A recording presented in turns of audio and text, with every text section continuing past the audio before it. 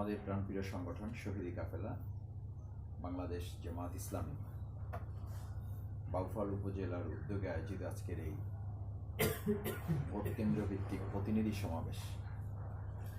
সমাবেশের সম্মানিত সভাপতি, বিশিষ্ট আলেমে দ্বীন, শিক্ষাবিদ, উপজেলা জামাতের সম্মানিত আমির, আমার একান্ত শ্রদ্ধাভাজন দায়িত্বশীল জনাব মাওলানা রফিকুল ইসলাম, প্রোগ্রামের প্রধান অতিথি হিসাবে আমাকে বলা হলেও আসলে এই প্রোগ্রামে আমি প্রধান অতিথি নয়, প্রোগ্রামের প্রধান অতিথি আমাদের জেলা দায়িত্বশীল ছিলেন। আপনারা প্রধান অতিথি, আপনাদেরকে নিয়ে আজকে প্রোগ্রাম। আমি আপনাদের প্রোগ্রামের প্রধান অতিথি হলে এই প্রোগ্রামের আর মর্যাদা রক্ষা হয় না। আমি তো আপনাদের খাদেম হিসাবে, আপনাদের কর্মী হিসাবে আপনাদের সাথে আছি, আপনাদের সাথে থেকে কাজ করার জন্য।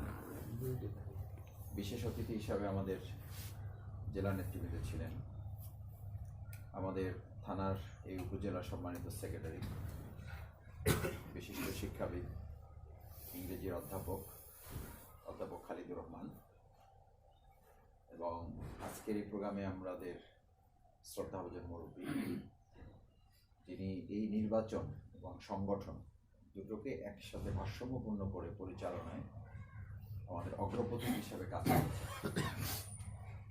জেলা সংগঠনের কর্মপরিষদ সদস্য শ্রদ্ধাভাজন জনাব মাওলানা ইসহাক মিয়া, পরিচালনা কমিটির সম্মানিত দায়িত্বশীল বিশিষ্ট আলেমে দ্বীন জনাব অধ্যক্ষ আব্দুল দাইয়ান,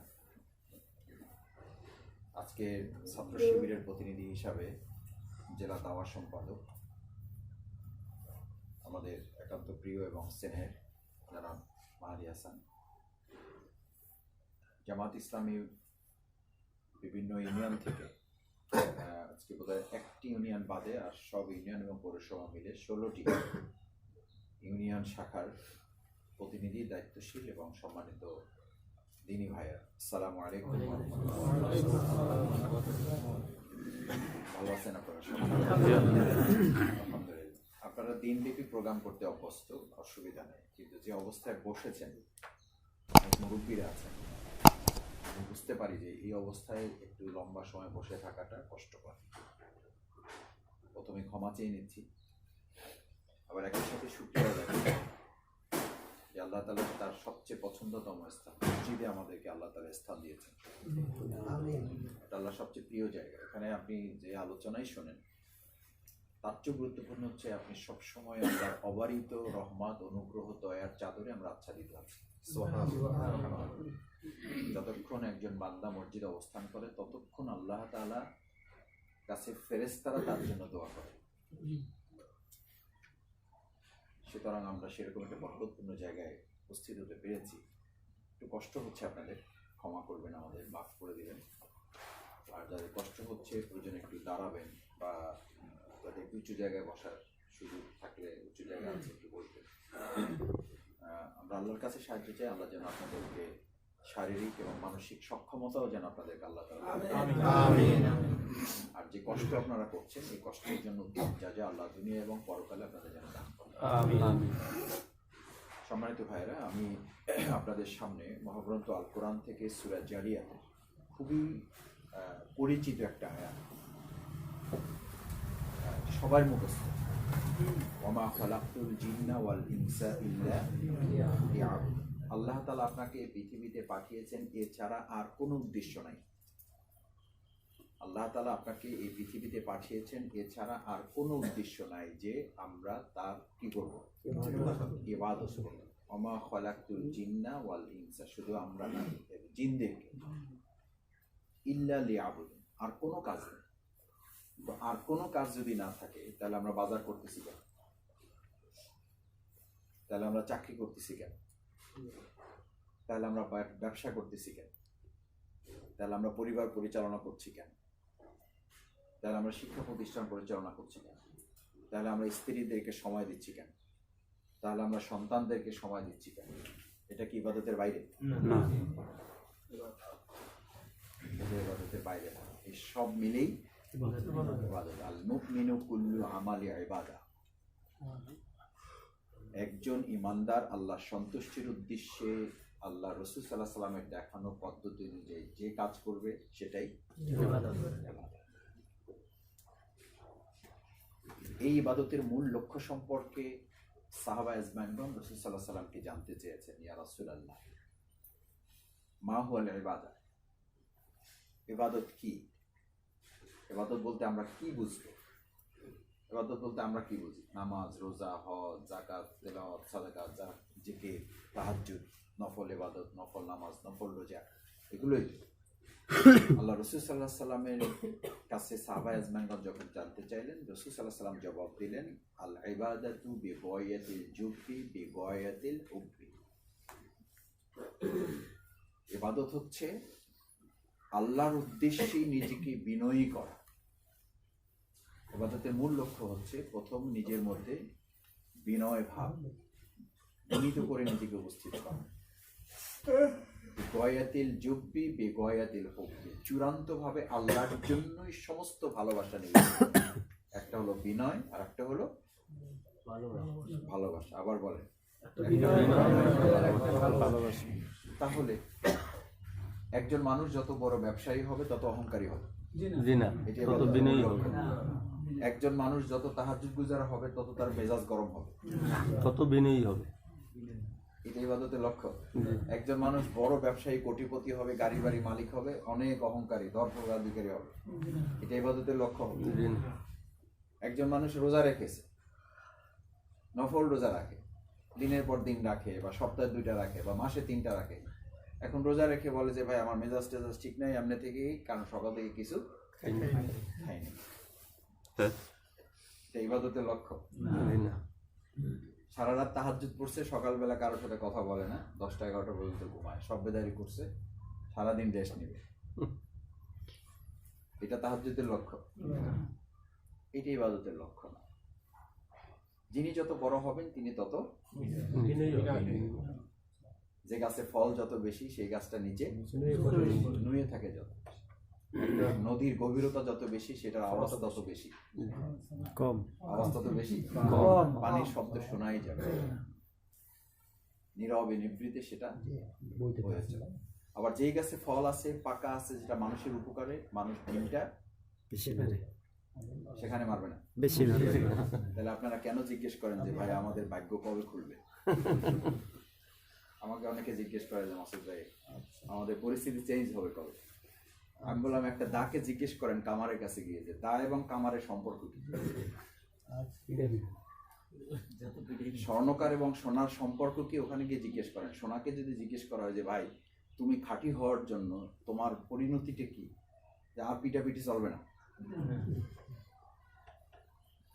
এটা সোনার পরিণতি? এটা সোনার পরিণতি হইলে তারা পিটানো হবে, তারা আগুনে পোড়ানো হবে, তার মাঝখানে আবার ঠান্ডা পানির মধ্যে ফেলানো হবে, এটাই তার পরিণতি, এটার উপরেই তার সফলতা নির্ভর। আপনাদের আমাদের কারো কারো ধারণা আছে, আমি এটা মাফ করে দিন আমাকে, যে আমরা যখন এমপি হয়ে যাব তখন আমরা রাজার হালে বাস করব, আমাদের আর কোনো দুঃখ কষ্ট নির্যাতন নিপীড়ন মামলা হামলা কিছুই। ওমর রাদিয়াল্লাহু তাআলা যুদ্ধে বিজয়ী হয়ে গেলেন, বিশাল গনিমতের মাল, ওনার মালের পরিমাণটা মাথা ছাড়াই এত উপর যে ওটার পাশে নিচে বসে তারপরে চোখের পানি ফেলে কাঁদতেছেন। সুবহানাল্লাহ। কয়েকজন সাহাবী এসে জিজ্ঞেস করলেন খলিফাতুল মুসলিমিন, এখন তো আমাদের কান্নার দিন না, এখন আমাদের আনন্দের দিন, হাসির দিন, গনিমতে রাশি রাশি মাল, ভোগ করার লোক নাই, এই সময় আপনি কাঁদতেছেন কেন? খলিফাতুল মুসলিমিন ওমর ফারুক রাদিয়াল্লাহু তাআলা বললেন, ইমানদারদের জন্য সুখের ঠিকানা সেইখানে, ইমানদারের জন্য সুখের ঠিকানা সেইখানে যখন ইমানদাররা পুলসিরাত পার হয়ে হিসাব জবাবদিহি শেষ করে জান্নাতে পা রাখবেন, তার আগ পর্যন্ত ইমানদারদের চূড়ান্ত স্থায়ী কোন সুখের ঠিকানা দুনিয়াতে হতে পারে না। এটাকে আরেকটু শক্ত করে বলি, আপনারা হয়তো ভাববেন যে মাসুদ ভাই নির্বাচন, ইলেকশন, এই নির্বাচন এবং ইলেকশন এটাকে আগে আপনার মাথায় ধারণ করতে হবে, বুঝতে হবে এটা ব্যক্তির জন্য, দুনিয়ার জন্য, দুনিয়ার কামিয়াবির জন্য, কল্যাণের জন্য, সম্পদ সম্মান, মর্যাদার জন্য, কিসের জন্য, টার্গেট থাকে।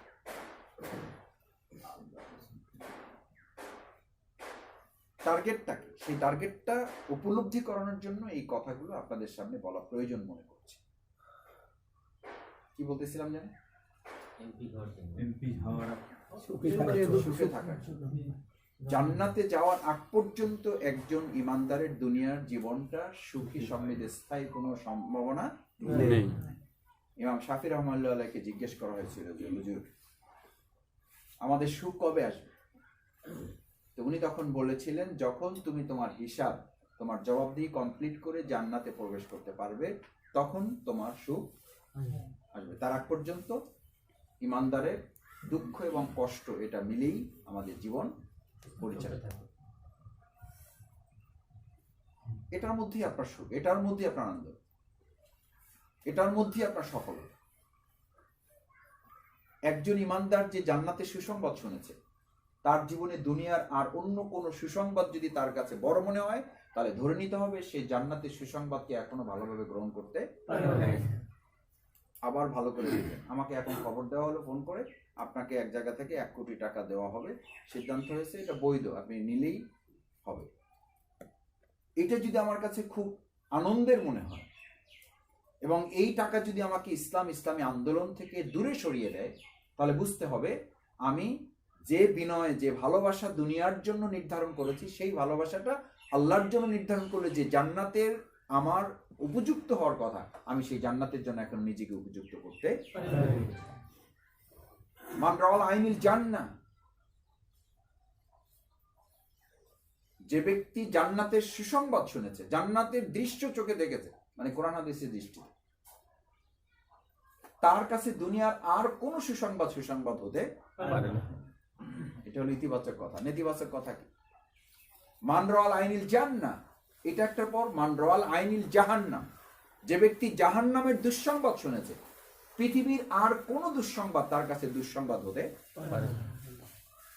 ধরুন এখন আল্লাহ মাফ করুন, আল্লাহ মাফ করুন, আল্লাহ মাফ করুন, বলা হলো যে আপনারা এখান থেকে কেউ বের হতে পারবেন না, সবার জন্য ফয়সালা হয়ে গেছে, আপনাদের জেলখানায় যেতে হবে, পুলিশ সব চলে আসছে।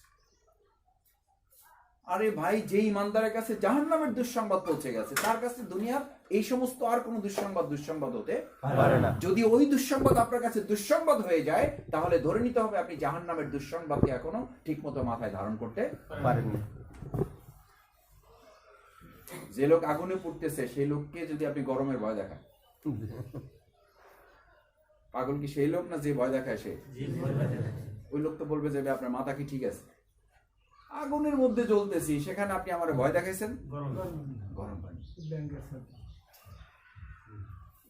আমাদের জাহান্নামের দুঃসংবাদ আছে, সেখানে পুলিশের গ্রেপ্তার করা, জেলখানা, হামলা, মামলা, নির্যাতন, নিপীড়ন, রিমান্ড, চাকরি থাকা না থাকা, আয় রোজগার, খাওয়ার কষ্ট, চলার কষ্ট, স্ত্রী সন্তান পরিবার পরিচালনা কষ্ট, ব্যবসা বন্ধ হয়ে যাওয়ার কষ্ট, ট্রান্সফারের কষ্ট।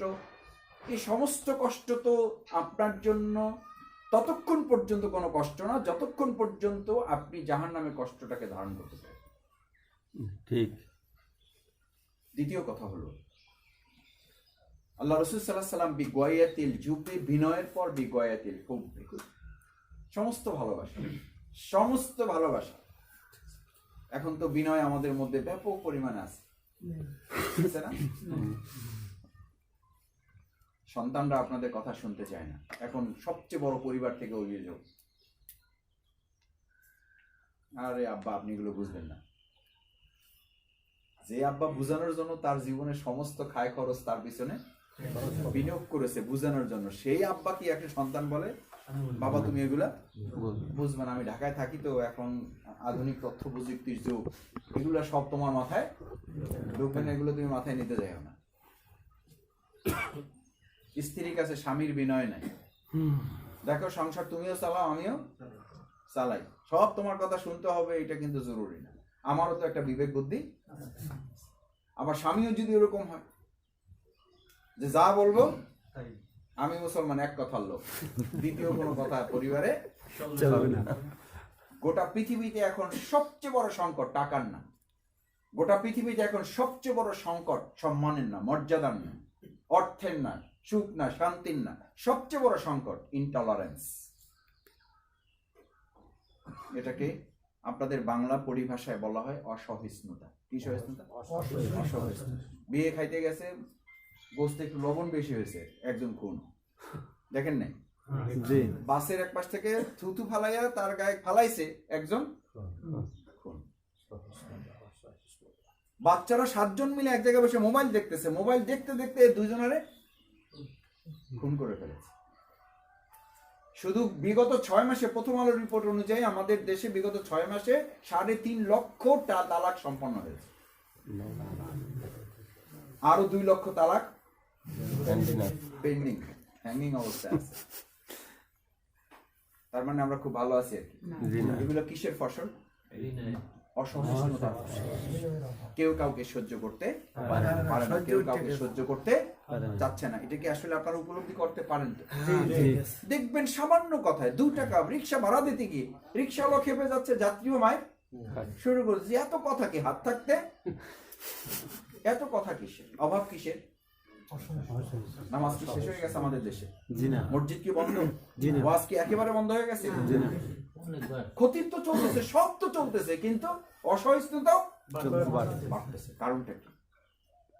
আল্লাহ রাসূল সাল্লাল্লাহু আলাইহি ওয়াসাল্লাম এই মসজিদের দিকে তাকিয়ে, এই মুসল্লিদের তাকিয়ে 1400 বছর আগে আমাদের জন্য ঘোষণা করেছেন, মাসাজিদুহুম আমিরা ওয়া হিয়া খারাবুম মিনাল হুদা ওয়া লাইসা ফীহি মুমিন। একটা সময় আসবে মসজিদের পর মসজিদ বাড়বে, মসজিদ দোতলা থেকে 3 তলা হবে, 3 তলা থেকে 4 তলা, 5 তলা, 6 তলা হবে। যেখানে ফ্যান ছিল না ফ্যান ঝুলবে, ফ্যানের পরিবর্তে এসি লাগবে, এসির জায়গায় কার্পেট থাকবে, কার্পেটে ভরপুর মসজিদ, সেখানে মুসল্লিরা কানায় কানায় পরিপূর্ণ, মসজিদের বারান্দা ছাড়িয়ে রাস্তা পার। ঢাকার মসজিদগুলো 12:30টার পর রাস্তায় জায়গা পাওয়া যায় না, মুসল্লির অভাব। কিন্তু আল্লাহ রাসূল কিসের অভাবের কথা বললেন? ওয়াহিয়া খারাবুম মিনাল হুদা। মসজিদ পরিপূর্ণ, মুসল্লি কি নাই? হেদায়েত নাই, হেদায়েত নাই। ওয়ালাইসা ফীহি মুমিন। দুঃসংবাদ, একদম ইমাম থেকে শুরু করে শেষ লাইনের মুক্তাদি পর্যন্ত একজন ইমানদার খুঁজে পাওয়া যাবে না।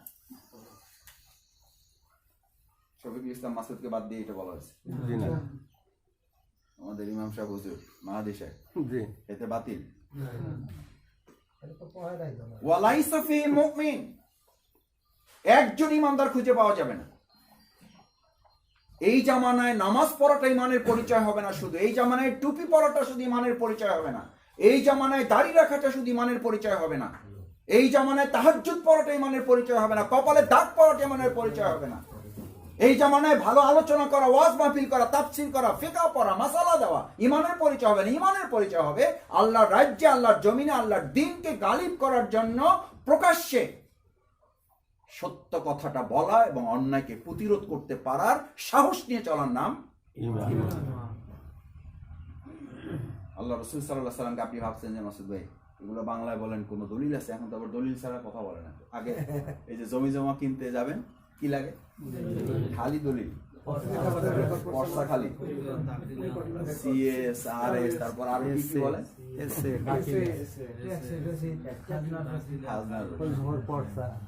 কয় কাঠা জমি? 1 কাঠা, 20-25 তালিকা, তারপরে টিক মারা লাগে আইনজীবীদের। সামান্য 1 খণ্ড জমি, এত দলিল লাগে। আর আপনি জান্নাতের মধ্যে একটা জায়গার মালিক হবেন, ওটার কাছ থেকে, আল্লাহর কাছ থেকে আপনি নেবেন, আপনার দলিলের ভিত্তিতে কথা বলতে হবে, এটা তো ঠিক আছে। হাত্তা ইয়াতাবায়্যানা লাকাল্লাযীনা সাদাকু ওয়া তা'লামাল কাযিবিন। আপনি ওই নামাজি লোককে কেন ছেড়ে দিলেন? ওই রোজাদার লোককে কেন ছেড়ে দিলেন? ওই হাজিকে কেন ছেড়ে দিলেন? ওই তাহাজ্জুদ পড়া লোককে কেন ছেড়ে দিলেন? ওই নফল রোজা পড়া লোককে কেন ছেড়ে দিলেন? ওই টুপিওয়ালা, দাড়িওয়ালা, লম্বা জামাওয়ালা লোককে কেন ছেড়ে দিলেন? কেন ছুটি দিলেন? কেন অজুহাত পেশ করার পর তার অজুহাত গ্রহণ করলেন? হাত্তা ইয়াতাবায়্যানা লাকাল্লাযীনা সাদাকু ওয়া তা'লামাল কাযিবিন। এটা এখনো পর্যন্ত প্রমাণিত হয় নাই তার প্রকৃত ঈমানের দাবিতে সে সত্যবাদী নাকি ঈমানের দাবিতে সে মিথ্যাবাদী। এই প্রমাণ করার জন্য প্রমাণিতই হয় নাই। প্রমাণ করার জায়গাটা কোথায়? প্রমাণ করার জায়গাটা কোথায়?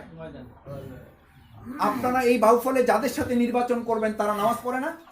জি তারা রোজা রাখে না, জি তারা হজ আপনার চেয়ে আগে করে নাই, জি তারা নফল নামাজ পড়ে না। তাদের একজন এমপি তো বলছে যে দিনে 70-80 রাকাত নামাজ পড়ে নফল নামাজ। নফল নামাজ পড়ে আপনি তো তার চেয়ে অনেক পিছিয়ে আছেন। তা আপনি কার সাথে যুদ্ধ করতেছেন নির্বাচনে? প্রবলেমটা কোথায়? প্রবলেমটা কোথায়? হাত্তা ইয়াতাবায়্যানা লাকাল্লাযীনা সাদাকু ওয়া তা'লামাল কাযিবিন। সত্য এবং মিথ্যার পার্থক্যের এই জায়গাটাই আজকে আমাদের আলোচনার বিষয়। জি ঠিক বিগয়াতিল জুব্বি বিগয়াতিল হুব্বি। চূড়ান্ত ভালোবাসা, চূড়ান্ত ভালোবাসার এই নমুনা পেশ করার জন্য আল্লাহ সুবহানাহু ওয়া তাআলা আপনাকে যে ইবাদতের জায়গা দিয়েছেন, যে মসজিদকে আপনি আপনার জন্য নির্ধারণ করেছেন, যে মসজিদ আমরা বসেছি, এই মসজিদের ইমাম নামাজ শেষ করে বাকি 21.5 ঘন্টা তার আর কোনো দায়িত্ব নেই। রাসূল করিম সাল্লাল্লাহু আলাইহি সাল্লাম সোনার মদিনা গঠন করেছিলেন। কি মদিনা? সোনার মদিনা। সোনার মদিনা। সেই সোনার মদিনার নমজের ছিল যিনি মসজিদের ইমাম হবেন তিনি ওই মদিনা রাষ্ট্রের প্রধান হবে, রাষ্ট্রেরও কি হবেন? প্রধান হবেন। তারপর ওই মদিনার নাম হয়েছে কি মদিনা? সোনার মদিনা। এখন আপনার বাউফলকে যদি সোনার বাউফল করতে হয় তাহলে দুটো কাজের যে কোনো একটা সিদ্ধান্ত আপনাকে নিতে হবে।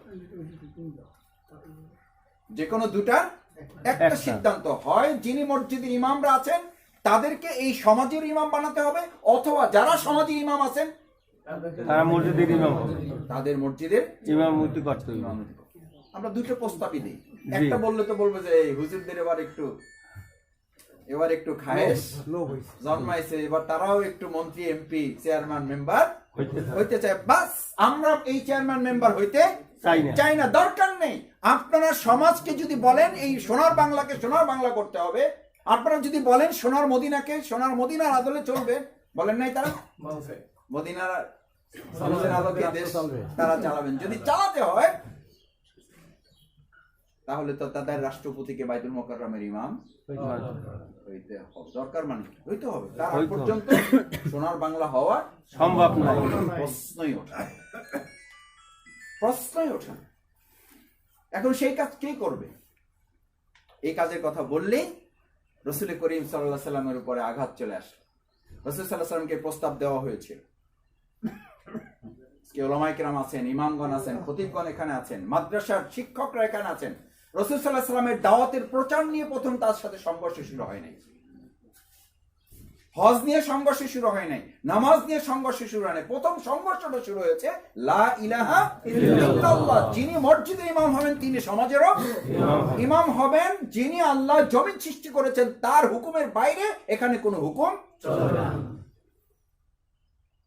এইটা সারা আল্লাহ রাসূল সাল্লাল্লাহু আলাইহি সাল্লাম যা বলেছিলেন সব আবু জেহেল আবু লাহাবরা মেনেছিলেন না মানেন নাই? মেনেছিলেন না, শুধু তাকে আলামিন বলে আগে একটা জিনিস বারবার মনে হয়, আমি অন্তর থেকে উপলব্ধি করি এবং আজকে মসজিদ আপনাদের সামনে বলে যাচ্ছি। আল্লাহ আপনাদের হায়াতে তৈয়বা দান করুন। আমরা যদি কেউ আগে বিদায় নিয়ে নেই তাহলে যারা বেঁচে থাকবেন তারা এর সাক্ষী থাকবেন। রাসূল সাল্লাল্লাহু আলাইহি সাল্লাম যে উপাধিটি পেয়ে মদিনা রাষ্ট্রের ভিত্তি তৈরি করেছিলেন, তার উপরে বিপ্লব হয়েছিল, সেই ভিত্তি তৈরির কাজটি বাংলাদেশ জামাত ইসলামী বাংলাদেশে ইতিমধ্যে তৈরি করতে সক্ষম হয়েছে। কিভাবে?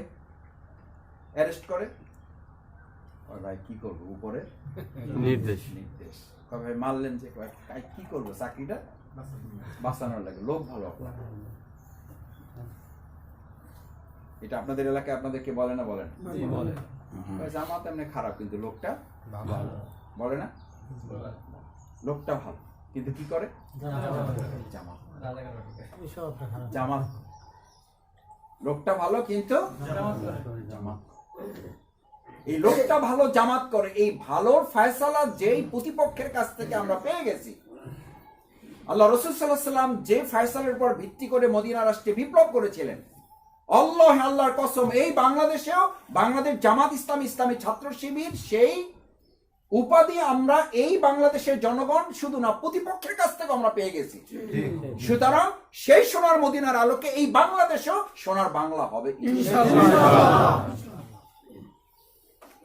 কিন্তু সেটা এমনি এমনি হবে না, 27টা যুদ্ধ লাগবে নাকি যুদ্ধের আয়াত নাজিল হয়ে বলবেন যে মাসুদ ভাই ওটা আপনি করেন।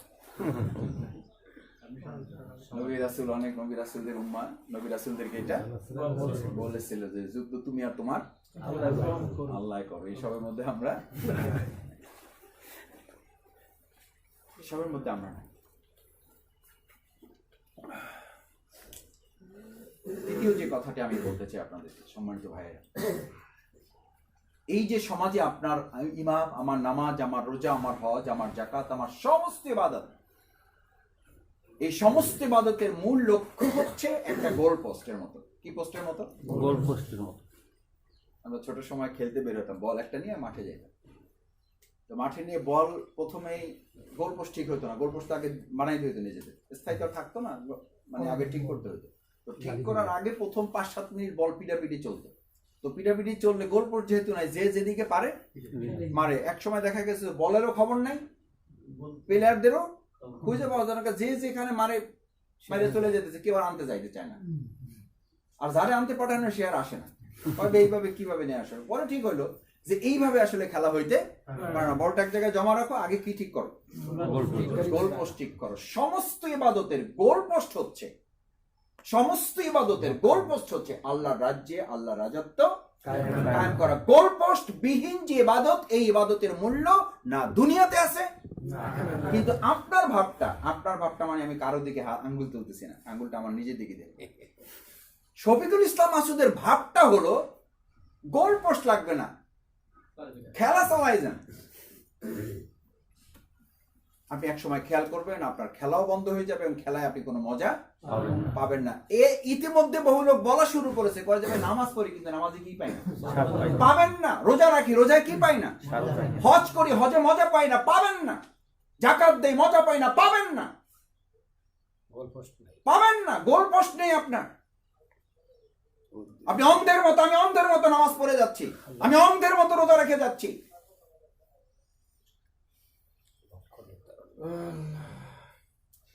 এই গোল পোস্ট হচ্ছে নির্বাচন, গোল পোস্ট হচ্ছে নির্বাচন। নামাজ পড়ার মধ্য দিয়ে একদল কি মানুষ তৈরি হবে? ইন্নাস সালাতা তানহা আনিল ফাহশাই ওয়াল মুনকার। নামাজ থাকলে অশ্লীলতা বেহায়াপনা থাকবে না, আর অশ্লীলতা বেহায়াপনা থাকলে নামাজ থাকবে না। নামাজই থাকবে, তাদের নামাজে এখন আমাদের কি আছে? নামাজ আছে, মজা নাই। অশ্লীলতা বেহায়াপনাও আছে, সুদও আছে, ঘুষও আছে, নামাজও আছে। অথচ কথা ছিল দুটোর যে কোনো একটা থাকতে হবে। কথা ছিল মানে আলো আছে, তাহলে কি থাকবে না? অন্ধকার থাকলে আলো থাকবে না। কিন্তু এখন আমাদের আলো আছে, অন্ধকার আছে। তার মানে বুঝতে হবে, এটা স্বীকার করতেই হবে, যদি অন্ধকার থাকে তাহলে আপনার এই আলোর কোনো মূল্য নাই। আমি আপনাকে হতাশ করছি না, আপনার ইবাদতের কোনো মূল্য নেই তা বলবো না, কোরআন আপনাকে জানিয়ে দিয়েছে। বিসমিল্লাহির রহমানির রহিম। কুল হাল নুনাব্বিউকুম বিল আ'মালি আখসার। এটা কোনো পীর সাহেবের কথা বলতেছে? জামাতের আমির? কোন আলেমে দিন? আন্তর্জাতিক মুফাসসিরগণের কথা? কার কথা? আল্লাহ সুবহানাহু ওয়া তাআলা। আমি কি তোমাদেরকে এমন আমলকারী লোকের কথা বলবো, এমন আমলকারীর কথা বলবো যে আমলও করবে ক্ষতিগ্রস্ত, ধ্বংসপ্রাপ্ত হয়ে যাবে, আমলও করবে ধ্বংস হয়ে যাবে। আল্লাযীনা দাল্লা সাইহুম ফিল হায়াতিদ দুনিয়া, দুনিয়ার জীবনে তারা আমলের পর আমল করবে। ওয়া হুম ইয়াহসাবুন, এবং তারা ধারণা করবে আন্নাহুম ইহসিনুনা সুনা, অথচ তাদের আমলগুলোকে আমি ধুলার মতো উড়াই দেব। এগুলো মাপাই হবে না, মাপাই হবে না। নুকিমু লাহুম ইয়াওমাল কিয়ামাতি ওয়াজনা, ওগুলো মানদণ্ডই আমি স্থাপন করব, দাঁড়িপাল্লাই স্থাপন করব। আপনাদের দুই একজনের দিকে তাকায় আমার মনে হচ্ছে যে মাসুদ ভাই এমপি হবেন আপনি, তা আমাদেরকে এত বক্তৃতা বিবৃতি করে লাভ কি ভাই? এমপি তো আমি না, আমি হব না। জনগণ কিসে? আমাকে আপনি নির্বাচিত করবেন কি? আমি আমার কিছু অহংকারী কথা আছে, আল্লাহ মাফ করুন, ইসলামের জন্য বলি। আমার বাবার এমন কিছু নাই, আমার নিজেদের এমন কিছু নাই, পরিবারের যে আমার অহংকার করার আছে কিচ্ছু নাই, আমাদের কারোই কিছু নাই। এই আপনারা যারা আছেন, আমি তো বলি একটা কথা, ইয়া আইয়ুহাল ইনসান আনতুমুল ফুকারা, যাদের পরিচয় হচ্ছে 14 গোষ্ঠীর ফকির, এবং সেই পরিচয় আবার কে দিয়েছে? আল্লাহ দিয়েছে। এটার অস্বীকার করতে পারবেন? তাদের আবার অহংকার করার কি আছে? আল্লাহ নিজে বলতেছেন তুমি ফকির, তোমার বাপ দাদা 14 গোষ্ঠী ফকির। সেই ফকিরদের একটা অহংকারের কথা বলেছিলাম যে আপনি আমারে কি নির্বাচিত করবেন? আমাদের নির্বাচিতদের একটা প্রতিষ্ঠান হচ্ছে এক জায়গায়, মানে একটা অনুষ্ঠান হচ্ছে, সংবর্ধনা অনুষ্ঠান। তো ওনাদের খুব প্রশংসা চলতেছে, নির্বাচিত হয়েছেন, জনগণ ওদেরকে নির্বাচিত করেছেন, ওনারা অনেক ভোট পেয়েছেন, ওনারা এই যুগের সোনার সন্তান, ওনারা এই যুগের অগ্রপথিক। আমি তো আর ওখানে নির্বাচিত না, আমাকে আপনি মেহমান হিসেবে দাওয়াত করেছেন। আমি ওনাদের বললাম যে ভাইয়েরা আমার, যারা নির্বাচিত হয়েছেন তারা মানুষ নির্বাচিত করেছে, আর আমি আপনাদের কাছে এখানে এসেছি হুয়াজে তাবাকুম, আমাকে আল্লাহ নির্বাচিত করেছেন। এটা শুধু আমারে করেছেন? কাদেরকে? সবাই। এই এখানে সবাই আপনারা নির্বাচিত। কিসের আপনি নির্বাচন হইলে জিতবেন? আমারে বলে যে মাসুদ ভাই আপনি এমপিটিভি হয়ে যাবেন। আমি বললাম আরে ভাই এমপিটিভি হয়ে যাবেন বলে আমার অপমান করতেছেন কেন? আমি তো অলরেডি হয়ে আছি। আল্লাহ তাআলা আমাকে বাছাই করে দুনিয়াতে পাঠিয়ে সিদ্ধান্ত দিয়েছেন হুয়াজে তাবাকুম, আমি তোমাকে নির্বাচিত করেছি এবং তোমাকে আলাদা করে একটা নাম দিয়ে, মুসলিম উপাধি দিয়ে গোটা মানব জাতির মধ্যে আমি তোমাকে বিজয় করে দিয়েছি। সুবহানাল্লাহ। আমি তো বিজয়ী। জি। আপনি আমার 3.5 লক্ষ ভোট দিয়ে এখানে এমপি বানাইয়া বিজয়ী করবেন, কি লোভ দেখান আপনি আমার? আমি তুমি 100 কোটির সাথে লড়াই করে বিজয় করে এখানে আল্লাহ তাআলা আমার অলরেডি পাঠাই দিয়েছে 100 কোটির সাথে।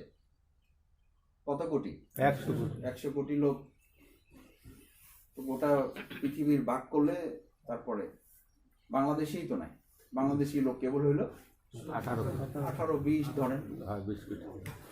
আর আমি বিজয়ী কয়জনের সাথে? 100 কোটির সাথে। এটা সায়েন্সও বলে, ইসলামও বলে। আমাদের বাবা মার পবিত্র মিলনের সময় 100 কোটি শুক্র, 100 কোটি শুক্রাণু একসাথে বের হয়ে ওর মধ্যে 3 থেকে 400 অ্যাডভান্সটা থেকে যায়, বাকি সবগুলো পিছনে শেষ হয়ে যায়। ওই 300 থেকে 350, 400, 500 এর মধ্যে সিলেক্টিভ একটা শুধু ডিম্বাণু থেকে অ্যাটাক করে, সেই বিজয়ী অ্যাটাকটাই এই আমরা।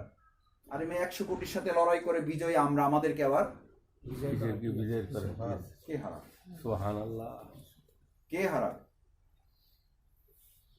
আমরা তো সিলেক্টিভ, আমরা তো বাছাই করে এসেছি, আমরা যুদ্ধ করে এসেছি। যুদ্ধ দিয়ে শুরু, যুদ্ধ দিয়েই আমাদের শেষ। সেজন্য তৃতীয় কথাটি আমি আপনাদের এই জন্য বলেছি যে আমাদের নির্বাচন এবং জীবন এটা একসাথে গাথা, এটার সাথে আমাদের কোনো আলাদা অবস্থান নাই, আলাদা অস্তিত্ব নাই আমাদের কোনো। এটা আমাদের ইবাদতের মূল লক্ষ্য।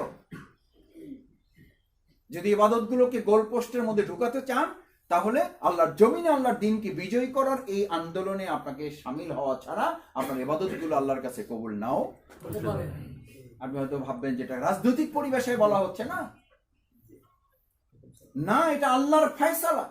আল্লাহ তাআলা আপনাকে পাঠিয়ে ঘোষণা করে দিয়েছেন লিউযহিরাহু আলা দ্বীনি কুল্লিহি, সমস্ত মতবাদের উপর ইসলামকে কি করে দিতে হবে? বিজয় করে দিতে হবে। আমাদের এখন বাউফলতে ইসলাম বিজয় আছে না।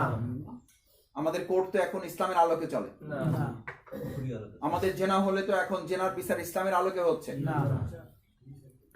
ওটা ইসলামের উপরে সব হচ্ছে না। তো যদি না হয়ে থাকে তাহলে এবার 4টা আয়াত শুনে আপনাকে, যে আমাদের প্রিয় ইমাম কবিতা শুনেছে, কি সুখে ঘুমাও তুমি।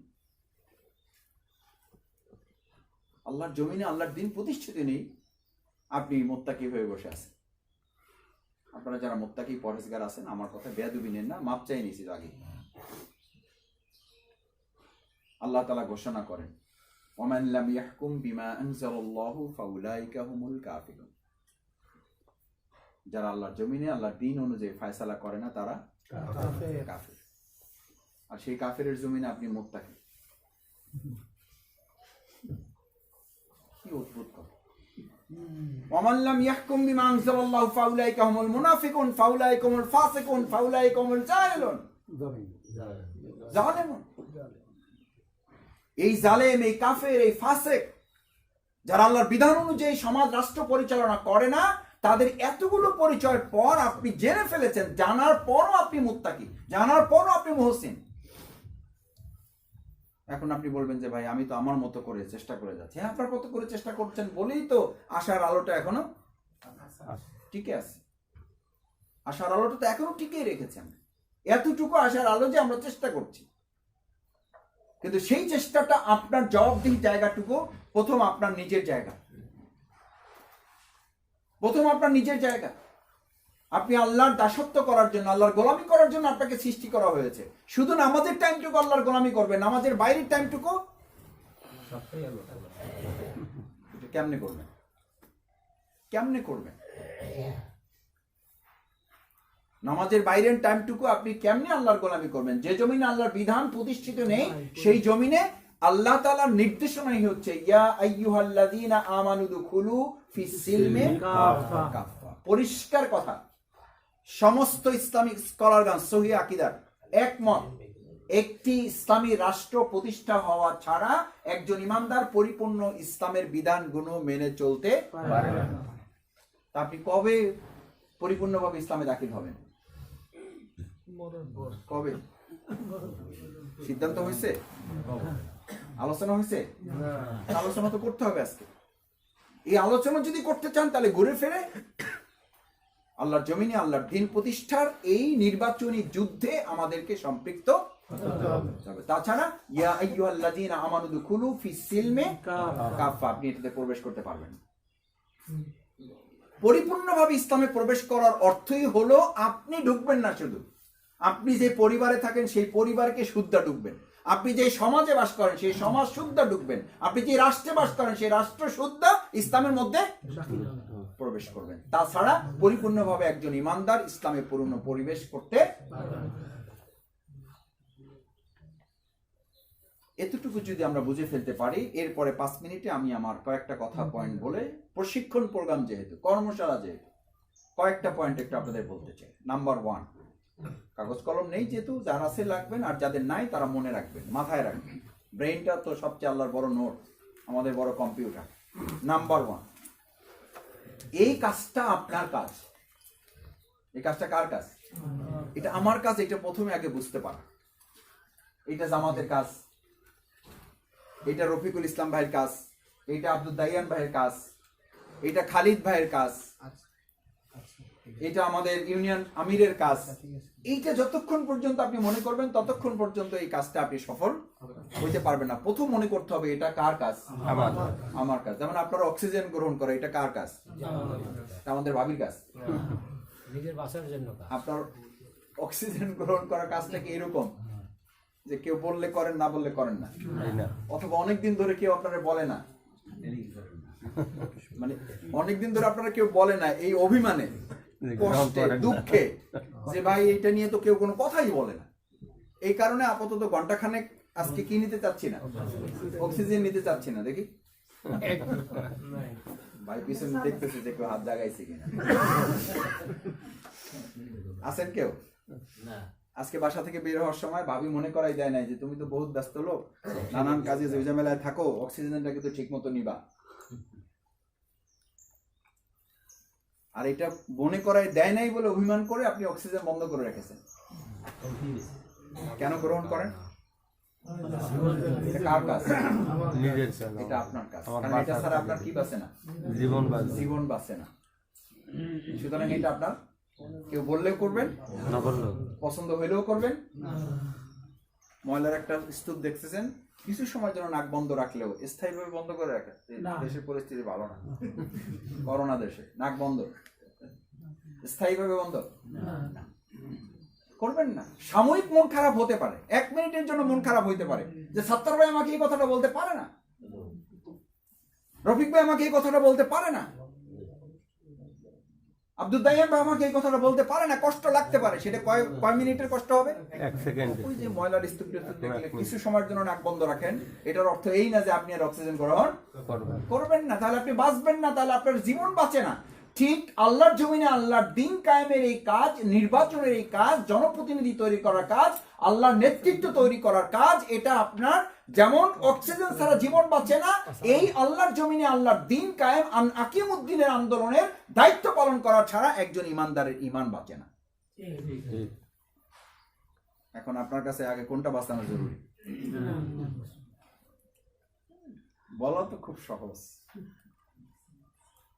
একজন ইমানদারের কাছে ইমান জরুরি না তার জীবন জরুরি? জীবন যদি না থাকে জীবন কোথায় পাবে? সমস্ত সাহাবা আজমাইন করণগণ, সলফে সালিহিনগণ, তাবেঈনগণ, তাদের জীবনের চেয়েও তাদের কাছে মূল্যবান ছিল কি? যখন আসহাবুল উখদুদ আগুনের কুণ্ডুলি তৈরি করে একের পর এক ফেলে দেওয়া হচ্ছে, সর্বশেষ মহিলা একজনকে নিয়ে আসা হয়েছে, তার কোলে একটা কি? আল্লাহু আকবার। ছোট্ট একটা বাচ্চা। জালিমরা সিদ্ধান্ত নিল তাকে দুর্বল করার আগে তার বাচ্চাটারে ফালাও। তাহলে তার ঈমান কি হবে? দুর্বল হয়ে যাবে। বাচ্চাটাকে ফেলতে যাওয়ার আগেই বাচ্চাটা মাকে তখন আল্লাহ জবান খুলে দিলেন। আল্লাহু আকবার। বলে দিল, মা আমাকে ফেলতেছে, খবরদার তোমার মধ্যে দুর্বলতা তৈরি না হয়, কারণ আমি যেখানে যাচ্ছি খুব দ্রুতই তুমি সেখানে চলে আসো। এই দুনিয়াটা স্থায়ী সময়ের জন্য সম্পর্ক, আর যেখানে আমরা ঝাঁপ দিচ্ছি আল্লাহ তাআলা স্থায়ীভাবে আমাদেরকে সম্পর্ক যুক্ত করেন। সুবহানাল্লাহ। জীবন না ঈমান? হযরত ইব্রাহিম আলাইহিস সালামকে সবাই লোকেরা বলল, ওই যে ইবাদাতুল হুব্বি বিগয়াতিল হুব, সমস্ত কিছুর উপরে কার ভালোবাসা? আল্লাহর। লোকেরা বলা বলি শুরু করলো। ইব্রাহিম আলাইহিস সালামের ছেলে হওয়ার আগ পর্যন্ত ইব্রাহিম আল্লাহর কি ছিল? বন্ধু ছিল। কিন্তু ছেলে হয়ে যাওয়ার পর আমাদের একটু কি হয়ে গেছে? সন্দেহ হয়েছে না, এখন ভালোবাসা একটু ভাগাভাগি হয়েছে। কারণ যেই সুন্দর এত বছর শেষ বয়সী সন্তান, মানুষের এই কথাগুলো আল্লাহর কানে বলছিলেন। আল্লাহ তাআলা এবার বললেন, ঠিক আছে, তোমাদের যেই বন্ধু আমি ঘোষণা করেছি, এবার আমার বন্ধুত্বটা তোমরা দেখো ঠিক আছে কিনা। এবার বললো যে তারে কি করে দাও। এটা সার্কুলার দিছে, মেসেজ আসছিল। স্বপ্ন। আর আমাদের কাছে একটা মেসেজ, একটা সার্কুলার আসার পরও কয় যে আমি ওটা দেখছি, কিন্তু এখানে যে আবার আমার কিছু করতে হবে এটা আমি বুঝি নাই। আর উনি দেখছে মাত্র কি দেখছে? স্বপ্ন দেখে তুমি বলতে পারেন কি দেখছি না দেখছি ঘুমের মধ্যে, কি দেখছি না দেখছি ঘুমের মধ্যে বলতে পারি না। অথবা আবার এক হুজুরের কাছে গিয়ে মসলাও জিজ্ঞাসা পারতো যে হুজুর আসলে কি করা যায়? এমনি তো আমার ছেলে আমার কাছে প্রিয়, কিন্তু আমার একটা বড় মুরগি আছে, এটাও আমার কাছে প্রিয়। তো এমনি যদি মশলায় কভার করে তাহলে আপাতত মুরগিটা দিয়েই শুরু করি। ইসমাইল আলাইহিস সালামকে কোরবানি করতে তিনি না কোনো অজুহাত পেশ করেছেন, না কোনো যুক্তি দেখিয়েছেন, না কোনো দুর্বলতা প্রকাশ করেছেন। কয়টা জিনিস দেখান নাই? না অজুহাত পেশ করেন নাই, না কোনো দুর্বলতা দেখান নাই, না কোনো যুক্তি দেখান। আল্লাহু আকবার। এই নাম হচ্ছে খলি। কার বন্ধু? আল্লাহর বন্ধু। এটা হচ্ছে বিগয়াতিল হুব্বি, চূড়ান্ত ভালোবাসা। আমরা আমাদের নির্বাচনী কাজের জন্য প্রথম যে পয়েন্টটা বলেছি, আমার এই কাজটা কার কাজ হবে? আমার কাজ। এটা শফিকুল ইসলাম মাসুদের কাজ না, এটা মাওলানা একেএম ফখরুদ্দিন খান রাজি ভাইয়ের কাজ না, এটা অধ্যাপক আমাদের অ্যাডভোকেট নাজমুল হাসান ভাইয়ের কাজ না। এই কাজটা আসলে কার? নামাজ কার কাজ? রোজা কার কাজ? যাকাত কার কাজ? হজ কার কাজ? তাহাজ্জুদ কার কাজ? আল্লাহর জমিনে আল্লাহর বিধানকে, আল্লাহর দ্বীনকে, আল্লাহর ফয়সালাকে কার্যকর করার জন্য তার নেতৃত্ব প্রতিষ্ঠা করাটাও এটা আমারই কাজ। পারবো ইনশাআল্লাহ? নাম্বার 2, এটার জন্য নিজেকে প্রস্তুত করা। কি করা? এটা আপনার কাজ মনে করেছেন, এবার কি করবেন? প্রস্তুত করবেন যেটা আমি করতে চাই। এই করতে চাইলে নিজের মধ্যে একটা প্রস্তুতি লাগবে। প্রস্তুতিটা কি? প্রথম লাগবে সাহস, দ্বিতীয় লাগবে বলিষ্ঠতা, তৃতীয় লাগবে পরিশ্রম। কয়টা জিনিস লাগবে? তিনটা। সাহস, বলিষ্ঠতা, পরিশ্রম। আমরা লোক ভালো, কয় যে আমরা এত ভদ্র আবার যেমন একেবারে গরমই হইতে পারে না, কয় যে না ওকে খুব ভালো মানুষ, এর আপনি এক গালে একটা থাপড় দিলে বলবে যে ভাই অসুবিধা নেই, আপনি কোনো ব্যথা ট্যাথা পান নাই। এটা ভদ্রতা, এটা সৌজন্যতা, কিন্তু অন্যায়ের প্রতিবাদ করতে না পারাটা এক ধরনের অপরাধ। ওমর রাদিয়াল্লাহু তাআলা বলতেন, যে ইমানদার বুক ফুলিয়ে হাঁটতে পারে না কাফেরদের সামনে, তার ইমানের আমার কাছে কোনো, যে ইমানদার হেঁটে গেলে কাফেরদের অন্তর কেঁপে ওঠে না। ওমর রাদিয়াল্লাহু তাআলা বলতেন যে আমাকে শুধু কাফের মুশরিক না, শয়তান আমারে কি কয়, আমি যে রাস্তা দিয়ে হাঁটি ওই রাস্তা দিয়ে শয়তান যায় না। এটাকে ইমাম আবু হানিফা রাহমাতুল্লাহ তার ভাষায় বলতেন যে প্রত্যেকের একটা শয়তান আছে, আমারও একটা আছে, কিন্তু আমি এটাকে মুসলমান বানাইছি। আমি এটাকে কি বানাইছি? মুসলমান বানাইছি। আপনাদের আমাদের সাথে শয়তান আছে না নাই? মুসলমান বানাইছেন? মুসলমান বানাইছেন। ওই ইমাম হানিফা বললেন যে ও আর এখন আমারে ডিস্টার্ব করে না, কারণ ওরা মুসলমান বানাইছে। আর আমাদেরকে ডিস্টার্ব করে না কি কারণে জানেন? একবার চাবি দিয়ে রেখে গেছে, এরপর আর এই এলাকায় আসা লাগে নাই, কারণ এর দায়িত্ব এখন আমরাই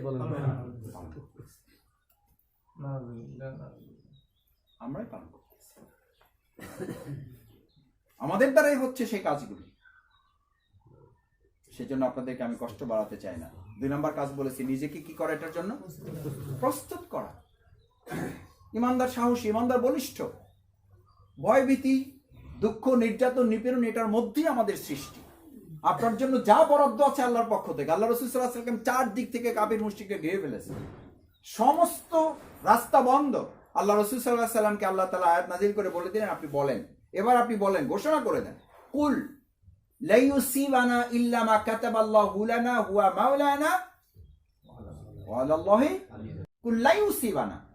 এমন পৃথিবীর কিচ্ছু নাই যা আমার কাছে পৌঁছতে পারে, ইল্লা মা কাতাবাল্লাহু লানা, যা আল্লাহর পক্ষ থেকে আমার জন্য বরাদ্দ নাই, তার কিচ্ছু আমার কাছে পৌঁছতে পারে না।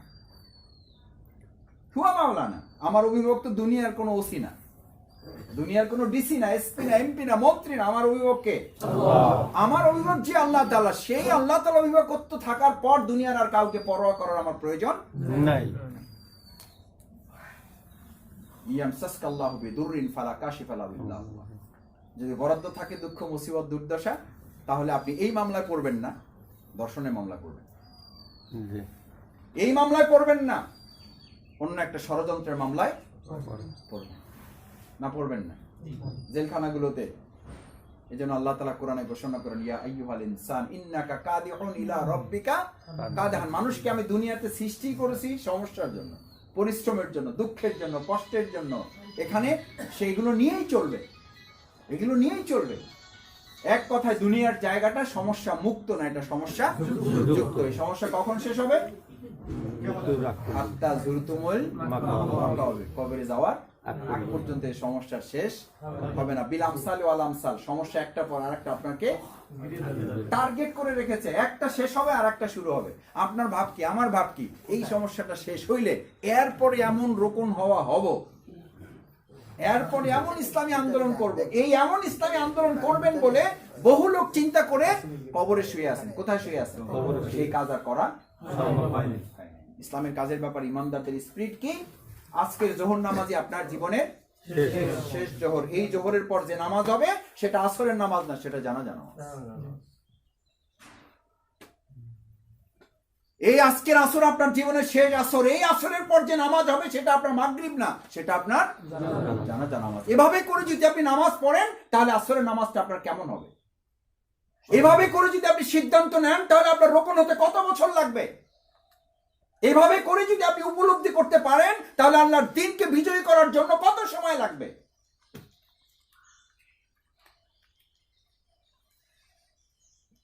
আর এই উপলব্ধি ছাড়া যে নামাজ পড়বেন, যে রোজা রাখবেন, যে হজ করবেন, যে যাকাত দিবেন, যে সাদাকা করবেন, সে মুনাফিক নামাজি, সে মুনাফিক রোজাদার। কারণ ওরকম নামাজ, ওরকম রোজা, ওরকম হজ, ওরকম যাকাত আব্দুল্লাহ ইবনে উবাই রাসূল সাল্লাল্লাহু আলাইহি ওয়াসাল্লামের পিছনে দ্বিতীয় কাতারে, কোন কাতারে? প্রথম কাতারে। সেই নামাজিদের জন্য ফাওয়াইলুল লিল মুসাল্লিন, ধ্বংস ওই নামাজিদের জন্য, বেনামাজিদের জন্য। তাহলে 2 নাম্বার কি বললাম? একটু মুখস্থ করা লাগবে। 1 নম্বর কি বলছি? আমার কাজটা জামাতের, জি না, কাজটা আমার ছেলের কাজ, জি না, আমার ছেলে করে দেবো আমার পক্ষ থেকে। কাজটা আমার কর্মীর কাজ, জি না, কাজটা আমার নেতার কাজ। নেতা করলে কর্মীর লাগবে না, কর্মী করলে নেতার লাগবে। নেতার লাগবে না, এরকম। কাজটা কার? মাসুদ ভাই এমপি হইতে চায়, কাজ তার। ক্ষমাকে এই জয়জামেলার মধ্যে আমি যে কি না, আমি আবার অহংকার করে বলি আল্লাহ আমার এই অহংকার মাফ করুন, আমার যেন সব নষ্ট নয়। কি নির্বাচিত করবেন আপনারা আমাকে? আমাকে তো নির্বাচন কে করেছেন? আল্লাহ করেছেন, নির্বাচিত করেই পাঠিয়েছেন আমাকে। এখন দুনিয়ার এই একটা পদ পদবী ওই নির্বাচিতের দায়িত্ব পালন করার জন্য এটা সহায়ক শক্তি মাত্র। মূল শক্তি কে দিয়েছেন? আল্লাহ। আর এমনি আপনি সংসদে আমাকে প্রতিনিধিত্ব করার জন্য পাঠাবেন, আর আল্লাহ তো গোটা পৃথিবীতে আমাকে প্রতিনিধি করে পাঠিয়েছেন। এটা আমি ভাব করে মাসুদ ভাই, এটাকে আপনি একলা, এটা তো আমরা, তো আমি বলছি যে আমি একলা, আমি তো বলি না আমি একলা, আপনারাও এই দায়িত্ব আপনাদেরও। সেই দায়িত্বের অংশ হিসেবে কেউ মেম্বার হবেন, কেউ চেয়ারম্যান হবেন, কেউ এমপি হবেন, কেউ ভাইস চেয়ারম্যান হবেন, কেউ তাকে বানাবার ক্ষেত্রে কারিগরের ভূমিকা পালন করবেন। সমান সমান দায়িত্ব। এক মসজিদে সবাই ইমাম হবে না, সবাই ইমাম হবে না, কি ইমাম হবে, বাকিরা মুক্তাদি হবে। এই জামানায় ইমাম হওয়া সহজ, জি ঠিক, কি হওয়া কঠিন? মুক্তাদি হওয়া মুক্তাদি হওয়া কঠিন, মুক্তাদি হওয়া কঠিন। সেজন্য 1 নম্বর কাজ হলো, এটা কার কাজ? 2 নম্বর প্রস্তুতি। এবার প্রস্তুতি 3টা, কয়টা? 3টা প্রস্তুতি। এটা একটু মনে রাখার জন্য চেষ্টা করুন। সিরিয়াসলি প্রস্তুতিটা নেবেন, গুরুত্ব উপলব্ধি করা। নামাজের আজান হয়েছে, নামাজ পড়ার আপনার একটা গুরুত্ব আছে না নাই? আছে। এই আজান কে দিয়েছে? মুয়াজ্জিন দিয়েছে। এটা আল্লাহর বিধান, আকিমুস সালাত। এটা কার বিধান? আল্লাহর বিধান। সেই আল্লাহর বিধান, আল্লাহুল খালকু ওয়াল আমর, এটা কার বিধান? জামাত ইসলামের বিধান। আল্লাহুল খালকু ওয়াল আমর, সৃষ্টি আমার, আইন চলবে আমার। এখন সৃষ্টি আমার, আইন চলবে আওয়ামী লীগের, ধর্মনিরপেক্ষতা, সমাজতন্ত্রের। আরে আপনি মাথা নাড়তেছেন কেন? মাথা উল্টো ঝুলাইতেছেন কেন? হচ্ছে তো এটা হতে দেখেও আপনি মসজিদে আজান হয়েছে, কিন্তু গিয়ে দেখলেন মসজিদটা কেউ নষ্ট করে ফেলছে, ওখানে নামাজ পড়ার কোনো পরিবেশ দিচ্ছে না। আপনি বলবেন যে কোনো অসুবিধা নেই, আমার কি ঘর খালি আছে? ঘর তো অসুবিধা নেই, ঘর তো ঠিক আছে, আমার তাই পড়ে নিলাম, আল্লাহ বর্ষা। এটাকে আকিমুস সালাতের হক, আকিমুদ্দিনের হক। এটা নয় যে আপনি আল্লাহর জমিনে চুপচাপ করে এক জায়গায় কোন রকম দায়িত্ব পালন সেরে দিলেন। ওমর রাদিয়াল্লাহু তাআলা ইসলাম গ্রহণ করলেন, গ্রহণ করার সাথে সাথে রাসূল সাল্লাল্লাহু আলাইহি ওয়াসাল্লামকে বললেন, ইয়া রাসূলুল্লাহ, আপনার কাছ থেকে যে ইসলাম শিখেছি, এই ইসলাম গোপন ইসলাম না, সেই ইসলাম প্রকাশ্যে ইসলাম। আজকে এখান থেকে স্লোগান দিতে দিতে আমি কোন পর্যন্ত যাব? বাইতুল্লাহ যাব। কয়জন সংখ্যায়? আরে মাত্র 6 জন করে, দুই পাশে কাতার। 6 জনের মিছিল। কয়জনের মিছিল? এই জন্য 2011 সাল থেকে আমাদেরকে লোকেরা বলতো যে আমার সাথে এই মিছিলে কাম হবে। মাত্র 6 জনের 1.5 মিনিটের মিছিল। ওই যে একটু আগে নাজমুল ভাই মিছিলের গল্প শুনলেন না, আমাদের এরকম মিছিল দেখে লোকেরা হাসতো। হ্যাঁ মাসুদ ভাই 6 জনের, 5 জনের, 12 জনের। আমরা গিয়ে কোনো কোনো ক্ষেত্রে দাঁড়াই থাকতাম, দেখি কেউ নাই, শুধু ডিবি আছে আর পুলিশ আছে কয়েকজন। আমরা বললাম যে এবার ওনাদের দিয়ে মিছিলটা সাইরে ফেলবো। শুরু করার পর আলহামদুলিল্লাহ স্লোগান একটা দেওয়ার পর দেখা গেল যে লোক কোথা থেকে গেছে। যে 6 জনের মিছিল আজকে গোটা বিশ্বে পৌঁছে গেছে। ইসলামী আন্দোলনের আজকের আমাদের 3 জনের, 5 জনের, 7 জনের এই মিছিল বাংলাদেশে একসময় গোটা নেতৃত্বের কাতারে দাঁড়াবে মাত্র 6 জন। মিছিল শুরু হয়ে গেছে, সারা দেশ থেকে কাফির মিশরিকরা তছরছ হয়ে। মিছিল তো হওয়ার কোনো কথা না, কোথা থেকে আওয়াজ আসতেছে? আল্লাহু আকবার স্লোগান তো আসার কথা না। ওমরের ঘোষণা কি ছিল তাও আবার মনে আছে? কি ঘোষণা ছিল? এটা ছিল যে ভাই মিছিলটা করি আর কি। নাজমুল ভাই যেটা বলেছেন এটা কৌশলগতভাবে বলেছেন, কিন্তু ওমর কি বলেছিলেন? আজকে প্রকাশ্যে ইসলামের কাজ শুরু হবে, যদি কারো সাহস থাকে সে যেন তার স্ত্রীকে বিধবা করার সিদ্ধান্ত নিয়ে আমার সামনে আসে। সুবহানাল্লাহ। আজকে মিছিল শুরু হবে, সে যেন তার সন্তানকে এতিম করার সিদ্ধান্ত নিয়ে আমার সামনে আসে। কি ঘোষণা, কি ইসলাম! আর আমরা এখন ইসলাম পোসাই ইসলাম। ভাই আমি অনেক সময় বলি, আমার অনেকে বলে যে মাসুদ ভাই বক্তৃতা একটু নরম করা যায় না? আমার পরিবার থেকে আমার মাঝে মধ্যে বলে। যে আপনার এই গলার কারণে তো বহু জেল খাটলেন, লোকেরা জেলে ঢোকে বাইরে, আপনি ঢুকলে আর বাইরে দিতে পারেন। বাইরে আমরা একটু। তা আমি বললাম তুমি কি আজকে জোহর পড়ছো? তোর পড়ছো। আমি বললাম আসর বাদ দিও, আসর আর পড়ুন। পড়া লাগবে। কারণ আমি যে রাসূল সাল্লাল্লাহু আলাইহি ওয়াসাল্লামের বক্তৃতার খুতবার মাসালা শুনেছি, যে খুতবার সুন্নাহ পড়েছি, আমি খুতবার যে হাদিস আমি জেনেছি, রাসূল সাল্লাল্লাহু আলাইহি ওয়াসাল্লাম খুতবা দিতেন, একটা হাতে লাঠি রাখতেন, উনি কাঁপতেন এবং লাঠিটা থরথর করে কাঁপতো। সামনে যারা থাকতেন একটা চোখের পলক ফেলার সময় পেতেন না, তারা চোখের পলকটা ফেলতে ভাবতেন আল্লাহ রাসূলের কোন শব্দটা আমার জীবন থেকে ছুটে যায়। থরথর করে কাঁপতেন এবং ভাবতেন কখন যুদ্ধের জন্য ডাক আসবে, আমরা এখান থেকে বেরিয়ে পড়বো। আর আমাদের বক্তৃতাও চলে, ঘুমও চলে। খুতবার সময় তো সবচেয়ে ঘুমের উপযুক্ত। এমন একটা মসজিদ খুঁজে পাওয়া খুবই কঠিন হবে যে খুতবা চলতেছে আর মুসল্লিদের ঘুমানোর দৃশ্য তার মানে খুতবা আছে, খুতবার সেই প্রাণ নাই। আবার অহংকারের একটা মাপসাইয়ে বলি, আমি ছাত্র জীবন থেকে বলতাম আমাকে দর্শক বা আমার ছাত্র বা সামনে যারা থাকবে ঘুমের টাইমে আমারে দিবেন, মানে যেই টাইমটা দুপুরে খাওয়ার পর, সকালে একদম ফজরের পর প্রোগ্রাম শুরু হয়েছে, একটু ঢুলাঢুলির টাইম যখন আমারে দিবেন, আমার বক্তৃতা চলবে। আর যদি ঘুম একজন চলে তাহলে বক্তৃতা চলবে না, আর যদি আমার বক্তৃতা চলে তাহলে ঘুম চলবে। অসম্ভব। এটা বলছি কেন? এটা এই জন্য যে ভাইয়েরা 3 নম্বর কাজটা কিভাবে নিতে হবে, এটা সিরিয়াসলি গুরুত্বের সাথে নিতে হবে, গুরুত্বের সাথে নিতে হবে। এটা করব এবং করব কি রকম? Do or die. আমি করব না হলে ফায়াক্তালুনা ওয়ায়ুক্তালুন। আমি মরবো এবং তাদেরকেও প্রয়োজনে মারতে হয় আমার এই কাজ সম্পন্ন করার জন্য। এটা কোনো দুনিয়ার মানুষের নিয়ম, আল্লাহ নিয়ম, আল্লাহ নিয়ম। কিন্তু আমাদের এখন করবে ইনশাআল্লাহ। আমাদের ইনশাআল্লাহ 3টা মশলা আছে।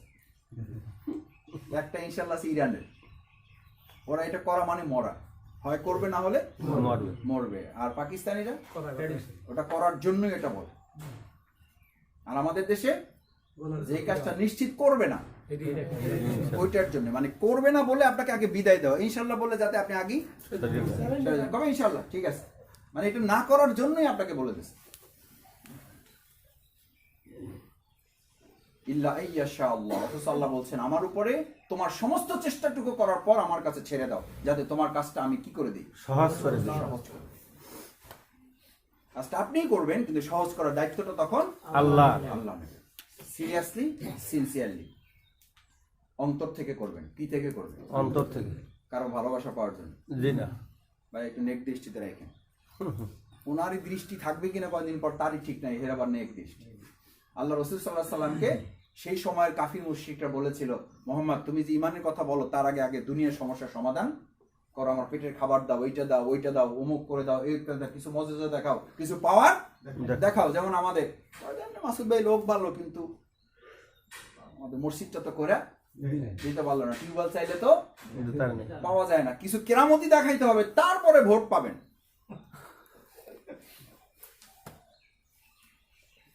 আমার কথা কেউ কষ্ট নিয়ে আনি, এই কথাগুলো না করার জন্য আমি বলছি না। আলহামদুলিল্লাহ, আলহামদুলিল্লাহ, আলহামদুলিল্লাহ।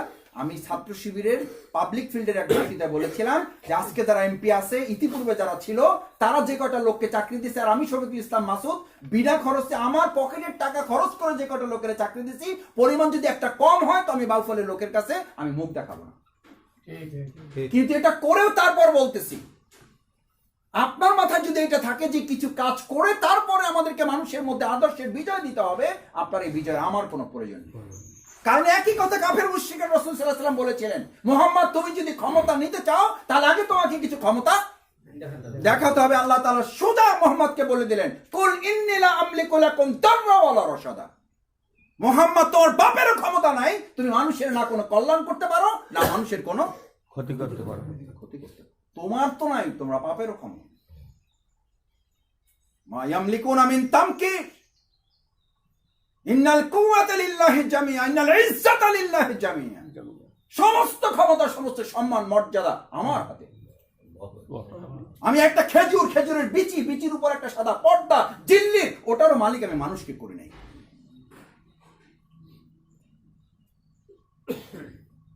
এটা যিনি ভাবেন তারও ঈমান থাকে না, আর যাকে আমরা দোষারোপ করে যিনি দোষারোপের দায়িত্ব নেই তারও থাকে মাসুদ ভাইয়ের কারণে চাকরিটা হলো, রফিক ভাইয়ের দুর্বলতার জন্য এই কাজটা হইল না। হয় নাই, অমুকের ত্রুটির কারণে এই কাজটা হয় নাই। আল্লাহ রাসূল সাল্লাল্লাহু আলাইহি ওয়াসাল্লাম সোজা নিষেধ করেছেন, ওয়ালা তাজাস, এরকম পরিস্থিতিতে উদ্বেগ উৎকণ্ঠিত হবে না, অস্তাইন বিল্লাহ, আল্লাহর কাছে সাহায্য চাও, একই সাথে শুধু একটা কথা বলো, ওয়ালাকিন কুল কদ্দারাল্লাহু ওয়া মা শাআল্লাহু ফাআল। ওয়ালাকিন কুল, আগের কোনো কথা বলবা না, শুধু এতটুকু বলবা, ওয়ালাকিন কুল, শুধু এটা বলো, কদ্দারাল্লাহ, এটা কার কর্তৃক নির্ধারিত, ওয়া মা শাআল্লাহু ফাআলা, এবং আল্লাহ যেভাবে চেয়েছেন সেভাবেই করেছে। সেভাবেই হয়েছে। এর অর্থ আমি এটা বলছি না যে আপনি কোনো কাজ করবেন না, মানুষের কল্যাণে আপনি কোনো উদ্যোগ নেবেন না, এটার অর্থ এটা নয়। এটার অর্থ যেন এটা না হয় যে আমাদেরকেও বাতিলের মতো, আমাদেরকেও ওই জালিম জুলুমের মতো অর্ধভাবে সমস্ত মানুষের জিনিস ভোগ করে মানুষের সামনে একটা মূলা ঝুলিয়ে তারপরে আমাদের আদর্শে বিজয় করতে হবে। এই বিজয় কিয়ামত পর্যন্ত আদর্শের বিজয় হতে পারে না।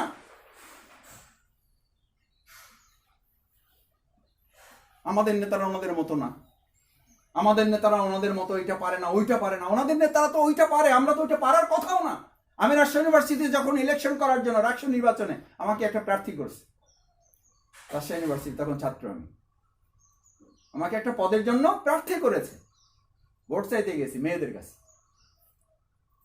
যাই ইসিটি গেছে, তাকে সালাম আলাইকুম, তো আমরা তো ইলেকশন করতেছি, ইসি দিকে তাকাই তো বলতে হচ্ছে আর কি, কারণ অবস্থা যাতে তাকানোর মতো পরিবেশ নাই, পরিবেশ নাই, না ইসলামিক অনুমোদন, পরিবেশ তো আছেই, পরিবেশ তো উন্মুক্ত, কিন্তু অনুমোদন কে দেয় না, আল্লাহ তো দেন নাই। আমি তো নিচের দিকে তাকাই কথা বলতেছি, সিনিয়র আপু তো, মানে আমরা তখন সেকেন্ড ইয়ার পড়ি, থার্ড ইয়ার ফিফথ ইয়ার, তো তুমি করে বলবো, এটাই স্বাভাবিক। বলছে যে শোনো মাসুদ, তোমরা আমাদের চোখের দিকে তাকাই কথা বলতে পারো না, আর কি করে আশা করো যে আমার কাছ থেকে তুমি ভোটটা পাবা?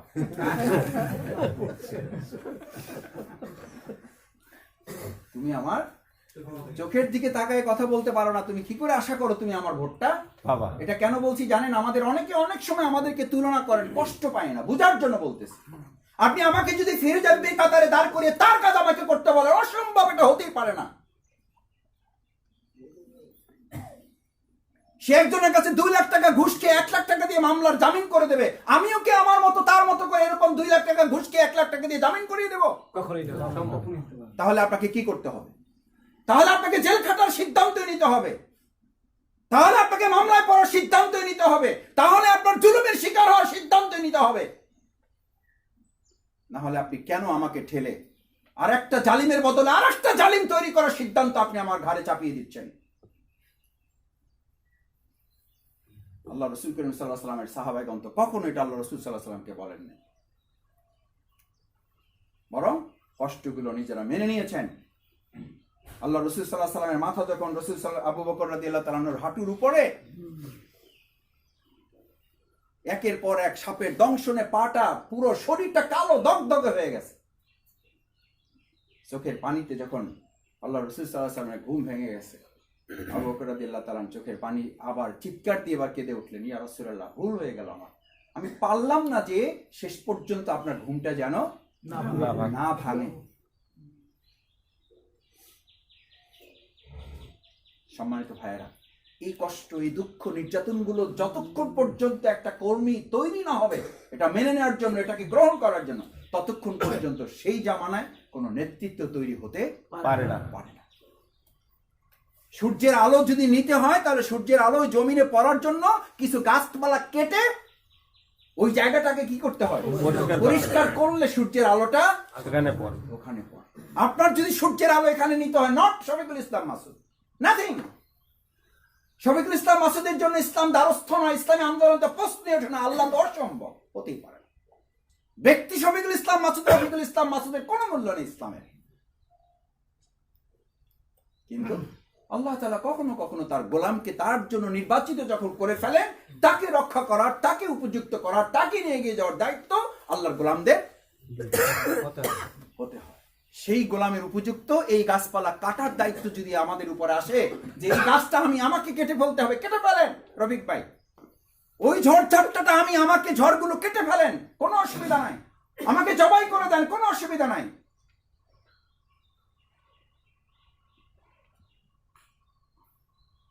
দেখি পারা যাবে ইনশাআল্লাহ। আল্লাহু আকবার। তাহলে সূর্যের আলো পড়বে, এই অন্ধকার দূর হবে এবং এই বাউফলের সূর্যের আলো আলোকিত হবে ইনশাআল্লাহ। কিন্তু তার আগে এই ঝড়ঝাপ পরিষ্কার করতে হবে। পরিষ্কার করতে হবে। সবশেষ আমি আপনাদের কাছে অনুরোধ করতে চাই, নির্বাচনটা কৌশলগত জায়গায় আমাদেরকে এখন ভিতরে ভিতরে কাজটাকে, আওয়াজ হয়ে গেছে, আমি আমার জায়গায় না থাকলে, আমার জায়গায় অন্যকে থাকলে আমি আরো বেশি করে বলতাম। আমাদের এর আগে যারা বক্তব্য দিয়েছেন তারা বলেছেন, আমি জাস্ট 1 মিনিট এটা বলে শেষ করে দেব বুঝার জন্য, যেহেতু ভিডিও হচ্ছে বাই নেম বলতেছি না। একেবারে এখন যারা রুলিং পার্টি, আওয়ামী লীগ থেকে শুরু করে সমস্ত দলের যতগুলো দল আছে উল্লেখ করার মতো, প্রত্যেকটা দলের লোকদের আবেদনটা হচ্ছে মাসুদ ভাই বাউফলের জন্য কিছু একটা করেন। সেই দৃষ্টিতে আমি আপনাদের প্রতি মানে অকৃতজ্ঞ হচ্ছি না, সেই দৃষ্টিতে আমাদের লোকদের আকাঙ্ক্ষাটা বরং কোনো কোনো ক্ষেত্রে আমার কাছে একটু কম মনে হয়। এই কমটাকে আমি কম ধরছি না, মানে তাদের তুলনায় একটু কম মনে হয় যে মাসুদ ভাই আমি এইটা করতেছি, আমি এটা করব না। হইতে পারে তার এই মনের কথার সাথে অন্তরের কথার মিল না থাকতে পারে। নির্বাচনে মুখের কথার একটা কি আছে, ভ্যালু আছে। ওই যে বাংলায় আমাদের দেশে চলে কথায় বলে মুখেই জয় মুখেই হয়। এটাকে নির্বাচনের টেম্পু বলে, যে আগে টেম্পু উঠে যাবে, এরপর ভোট কেন্দ্রে ফয়সালা পরে হবে, আগে মার্কেটে কি হতে হবে। আলহামদুলিল্লাহ এই হিসাব যদি করা যায় তাহলে বাউফলে আমার মনে হয় গোটা বাংলাদেশের মধ্যে যদি 50টা জায়গার নাম বলা যায় তাহলে বাউফল তার মধ্যে। আমাদের সমস্যাটা কোথায়? দ্বিতীয় জনবলটা বললাম, এবার জনশক্তি। দ্বিতীয় সমস্যায় আমরা আটকে আছি। নির্বাচন পরিচালনা কমিটি বারবার একটা কথা আমাদেরকে বলে, দ্বিতীয় জায়গায় আমরা একটা জায়গায় আটকে থাকি। যখন আপনারা কোয়ালিশনের মাধ্যমে বলেন যে এবার মানে আসনটা আমাদের দিতে হবে, তখন তারা বলে ঠিক আছে আপনারা লোক কত একটু তালিকাটা আমাদের দেন, কর্মী, রোপণ, সহযোগী, ছাত্রী সংস্থা সব মিলাইয়া হয়েছে যাইয়া 1,500। তোরা বলে যে ভাই এটা তো আমাদের একটা ইউনিয়নই আছে। কত তো একেবারে খারাপ তো বলে নাই, তাদের তো আর রিপোর্ট ভিত্তিক লোক না, তাদের জনসমর্থন ভিত্তিক লোক। তারা বলছে যে ভাই এটা তো আমাদের একটা ইউনিয়নই আছে। এবার আপনি বলেন যে আপনারা করবেন না আমরা করব। এবার কেন্দ্র ভিত্তিক আসেন, ভোট কেন্দ্র ভিত্তিক আসেন, ইউনিয়ন ভিত্তিক আসেন, ওয়ার্ড ভিত্তিক আসেন, এই আস্তে আস্তে একটা জায়গায় এসে আমরা কি হয়ে যাই, দুর্বল হয়ে যাই। এই দুর্বল যখন হয়ে যায় টেকনিক্যাল কারণে, তখন তাদের সাথে ফাইটটা যে গতিতে আমরা শক্তি নিয়ে শুরু করি সেই গতিটা শেষ পর্যন্ত আর আমরা টিকে কথা পুরোটা তাদের সত্য নয়, কিন্তু সাংগঠনিক শক্তির দিক থেকে শৃঙ্খলা, ডিসিপ্লিন, মজবুতি, ঐক্য, এই দিক থেকে আলহামদুলিল্লাহ আমরা সকলের চেয়ে উপরে আছি। আলহামদুলিল্লাহ এটা তারাও স্বীকার করে যে আপনাদের যা আছে সবাই মিলে এক জায়গায় আপনারা আছেন, কিন্তু সেই জায়গাটা আমাদের আরো কি করতে হবে, কারণ আপনি যদি জমিনের পরিবর্তন করতে চান তাহলে পরিবর্তনটা তো আপনাকেই শুরু করতে হবে। এখানে রকম যারা একটু হাত জাগান তো দেখুন, একটু তাকান, সবাই একটু সবার দিকে তাকান, যারা হাত জাগাইছেন তারাও তাকান, যারা তাকান নাই তারাও একটু তাকান। আলহামদুলিল্লাহ আমরা যারা উপস্থিত তারা তো রোকনের সংখ্যাই তো বেশি আলহামদুলিল্লাহ। তাও বলে জি, এখন কি আমার গুণা বলতে হবে? আচ্ছা একটু গুণাই বলে, একটু হাতটা জায়গায় রাখেন। 1 2 3 4 5 6 7 8 9 10 11 12 13 14 15 16, টোটাল কত? 16 উপস্থিত। 80। আচ্ছা 75 ধরেন, 6 15 90। তো 90 যদি ধরেন তাহলে 15 জন, 5 15 75, তাহলে 15 বাদ দিলে আর তো বেশি থাকে না, মানে 5 ভাগের 1 ভাগ। তো 5 ভাগের 1 ভাগ যদি আমরা এখানে এই আগায়ে থাকি তাহলে সেই হিসাবে মানে কোয়ালিশনের ভিত্তিতে আসন তো আমাদেরই পাওয়ার কথা। আমি একেবারে একটু ভিডিও হইতেছে, এটা বাদ দিয়ে দিই অংশটা। এই 2018 সালের ইলেকশন যখন চলবে তখন আমি রফিক ভাইকে একটা ফোন করছিলাম। আমাদের যখন ইউনিয়ন ভিত্তিক কাজ করার জন্য, কেন্দ্র ভিত্তিক তালিকা তৈরি করার জন্য, এজেন্ট করার জন্য আমরা একটা প্রস্তুতি নিচ্ছিলাম, টাকা পয়সার প্রস্তুতি যখন নিচ্ছিলাম, তখন এক পর্যায়ে আমরা মানে এই ইলেকশন যদি আবার চলে আসে, সেই 18 সাল থেকে আমরা কি খুব আগায় গেছি সব দিক থেকে? আমার ভাইয়েরা, আমি আপনাদের একটা অপ্রিয় একটা সত্য কথা বলি। আমার ফখরুদ্দিন খান রাজি ভাই একটা কথা প্রায় আমাকে বলেন, আমরা একটু কষ্টই পাই, কিন্তু উনি আবার বলতেই থাকেন, এটা বলেন এই জন্য যে আমরা যাতে আমাদের অবস্থাটার পরিবর্তন করি। আমরা ওই যে যেটাকে আমরা ম্যান্ডেটরি ধরছি, যে আমাদের তো কি আছে, জনসমর্থন আছে, জনসমর্থনটা কাজে লাগাবার জন্যই আমার সাংগঠনিক কি লাগবে, শক্তি লাগবে। সাংগঠনিক শক্তিটা মজবুত না করলে আপনার এই জনসমর্থন কোনো কাজে আসবে না। এই অর্থে যে আমাদের খেলা ভালো হবে, কিন্তু কি হবে না, গোল হবে না। তো গোল শূন্য খেলা চান দেখি? কেউ চান না। কিন্তু আপনাদের ভাবতে হইলো খেলা ভালো হবে, কিন্তু আমরা কি করব না, গোল করবো না। গোল পোস্টের আমাদের দরকার নেই। আমার সম্মানিত ভাইয়েরা, নির্বাচনের প্রস্তুতির অংশ হিসাবে সবচেয়ে বড় কাজ হচ্ছে আমাদের প্রত্যেকের জায়গায় আগে নিজেকে প্রস্তুত করা, নিজেকে তৈরি করা, নিজের মানে উন্নয়ন করা, নিজের টার্গেট সেন্টারটাকে। ওখানে 8টা কমিটির ঘোষণা আসছে, আলোচনা আসছে, আমি সেই পয়েন্টে যাচ্ছি না, শুধু এতটুকু বলতে চাই যে আপনার সেন্টারটাকে আপনি ঠিক করবেন। ওই সেন্টারের প্রভাবশালীকে, ওখানকার আধিপত্য বিস্তার করে কে, তাকে প্রথম টার্গেট করেন। মুসা আলাইহিস সালামকে প্রথম বলা হলো ইজহাব ইলা রিকশাওয়ালা।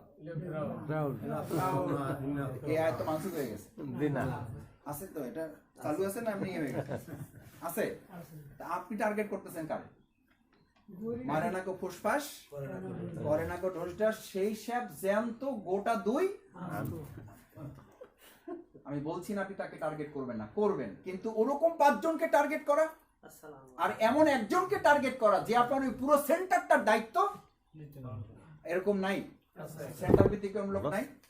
আছে। আছে বলেই তো সব যে পুলিশ করে দেয় একবারে তা কিন্তু না। তাদের এরকম এক ডাক দেওয়া লোকও আছে যে ডাক দিলে মাঠ ফাঁকা হয়ে যাচ্ছে। আলহামদুলিল্লাহ আমাদেরও লোক আছে, আমাদেরও কাজ বেড়েছে, আমাদেরও কাজ আগিয়েছে, কিন্তু যেই প্রত্যাশা নিয়ে আমরা কাজ করছি, যেই টার্গেট নিয়ে আমরা কাজ করছি, সেই অনুযায়ী এগিয়ে যাওয়াটা আমাদের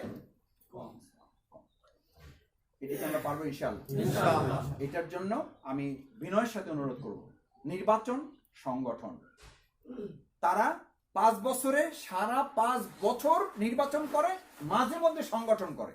আর আমাদের সমস্যা হলো আমরা 5 বছর সারা বছর সংগঠন করি, একবারে শেষের দিকে এসে একটু। এই জন্য আমরা এবার রফিক ভাই আমাদের ধরছেন ভালো করে, সাইপে ধরছে যে আমাদের নির্বাচনও চলবে, সংগঠনও চলবে। বরং আমরা খেলা শুরুর আগেই আমরা গোল পোস্টটা এবার কি করতে চাই। এই গোল পোস্টের নাম কি? এই টার্গেটটি ঠিক আছে তো? এবার বাউফল উপজেলা জামাত যে টার্গেটটা নির্ধারণ করেছে যে আমরা এবার এলোমেলো খেলতে চাই না, খেলবো, কিন্তু গোল পোস্ট আগে ঠিক হবে। গোল পোস্ট কি? নির্বাচন। আর খেলাটা তাহলে বন্ধ। কেন আমাদের অবস্থা হলো খেলা চললে গোলপোস্ট থাকে না, গোলপোস্ট থাকলে গোলপোস্ট যেহেতু হয়েছে চলেন এবার বাড়ি যায়, তাহলে হবে গোলপোস্ট সফল হবে না। সম্মানিত ভাইরা, আল্লাহ তাআলার কাছে আমি আপনাদের উত্তম জাযা কামনা করি। আপনারা কষ্ট করেছেন, 12:30 বেজে গেছে, 12টা বাজে গেছে, 12টা পার হয়ে গেছে। সুতরাং আপনাদের আমি 12টা বাজায় ছাড়ছি, এটার জন্য আপনারা আমাদেরকে মাফ করবেন। আর আবারও বিনীত অনুরোধ করি, আমাদের স্ত্রী, সন্তান, পুত্র, পরিচিত, আওয়ামী লীগ দলীয়, নির্দলীয় যা যেখানে আছে, কাউকে প্রতিপক্ষ মনে করবে না। নির্বাচনে সবাই আমার বন্ধু, সবাইকে নিয়ে আমরা কাজ করতে চাই। এই বাউফল আমার, আমি একেবারে হলফ করি বলি, আমাকে আজকে যদি জামাত বলে যে আপনি এখানে নাই, আমি একেবারে আল্লাহর কসম এই বাউফলে আমি যা করেছিলাম, যা করে যাচ্ছি, আমার সাধ্য মতো সবটুকু অব্যাহত থাকবে। এটার সাথে নির্বাচনের সম্পর্ক না, এটার সাথে সম্পর্ক কার সন্তুষ্টি? আল্লাহর সন্তুষ্টি। যা করতেছি সেটা আল্লাহর সন্তুষ্টির জন্য।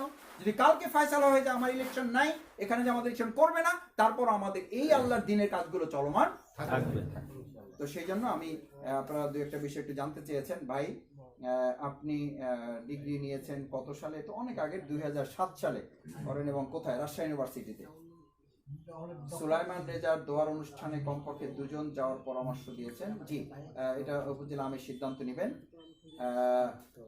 আল্লাহ ঐক্যবদ্ধ হওয়ার জন্য বলেছেন, তাই চরমনের সাথে ঐক্য করার আমরা চিন্তা আছে কিনা, বিরোধী দল থাকার পিছনে দুটি নির্বাচনে থেকে লিখেছেন, বিরোধী দল থাকা সত্ত্বেও এই সরকার সরানো যায় না, কিভাবে সামনে সঠিক নির্বাচন হওয়ার আশা?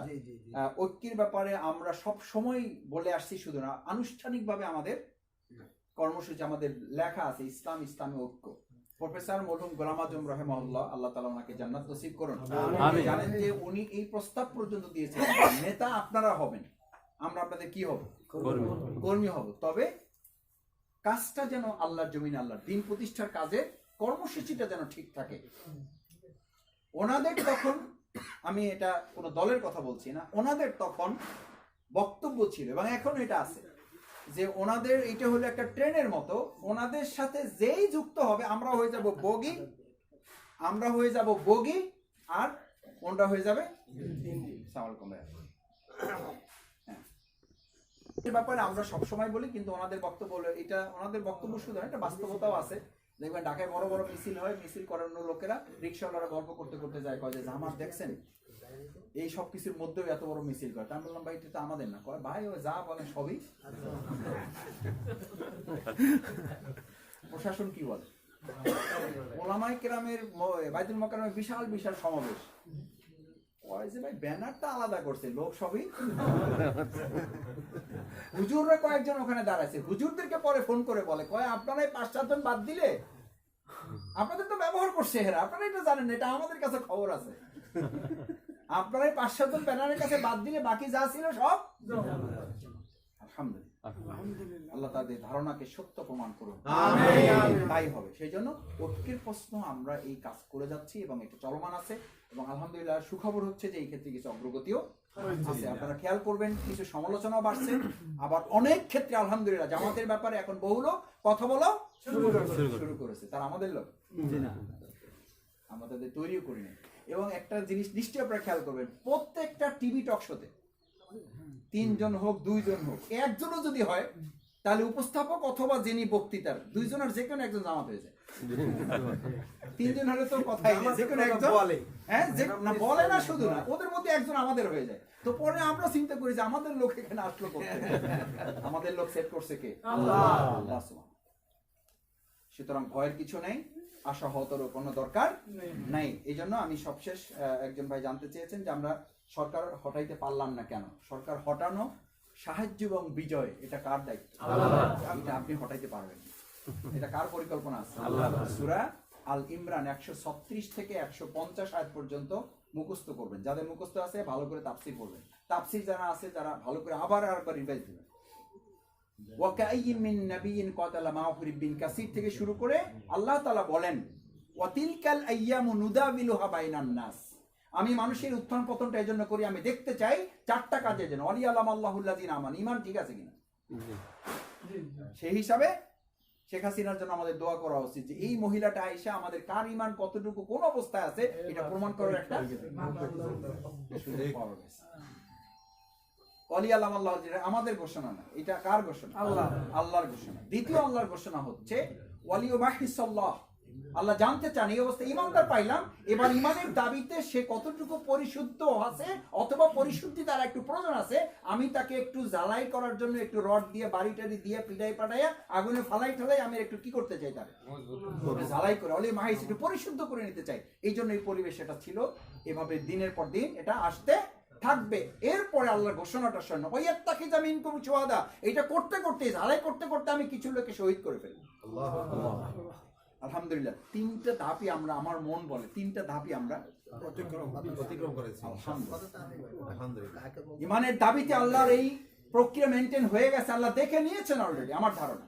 দ্বিতীয় আল্লাহ তাআলা পরিশুদ্ধির একটা সুযোগ আমাদেরকে দিয়েছেন। তৃতীয় আল্লাহ তাআলা ওয়াইয়াত্তাখিযা মিনকুম শুহাদা, আমাদের শুধু কর্মী সাথী সদস্য রোকনরাই শহীদ হয় নাই, আমাদের এই প্রিয় কাফেলার আমাদের আমির জামাত শহীদ হয়েছেন, আমাদের এই প্রিয় কাফেলার সেক্রেটারি জেনারেল শহীদ হয়েছেন, আমাদের সহকারী সেক্রেটারি শহীদ হয়েছেন। চতুর্থ প্রক্রিয়াটা কি? এই প্রক্রিয়া 3টা যখন সম্পন্ন হবে, চতুর্থ প্রক্রিয়াটা আল্লাহ নিজে সম্পন্ন করবেন। ওয়ায়াম হাকাল কাফিরিন, আমি আল্লাহ বলে দিচ্ছি কাফেরদের ধ্বংস করার দায়িত্ব তোমাদের না, ওটা আমার দায়িত্ব। আমার মন বলে চতুর্থ আল্লাহ নিজে পালন করার জন্য সঠিক সময় তিনি নির্ধারণ করে রেখেছেন, সময় মতো সেটা নির্ধারিত হবে। তার আভাস কি পাওয়া যায়? বোঝা যায়? তার মতো আমার মন বলে, আমি তো এমনি দুর্বল মানুষ, আলহামদুলিল্লাহ আমার উপজেলা আমির, আপনাদের আমির, আমারও আমির। আমারে বলছিল যে মাসুদ ভাই 150 লোক নিয়ে আসতে চাই, এবং সেটা আপনার বাড়িতে আসতে চাই, কারণ আমার বাড়িতে আসতে চাইলে না করা যায় না, আমি সবার বাড়িতে যাই, আমার বাড়িতে আসতে চাইলে না করবো কিভাবে? তো বললো যে বাড়িতে একটু অনুমতি, আমি বললাম যে বাড়িতে অনুমতি নেওয়া লাগবে না, আমার বাড়িতে যাবেন আর অনুমতি কি?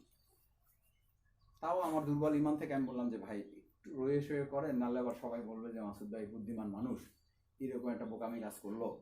আমি ওনারে খুব অনুনয় বিনয় করে রিকোয়েস্ট করে 150 থেকে কমাইয়া বলছি যে 70-এর উপরে নেবে না, কারণ আমি যে 70 বললে 90-100 হবে।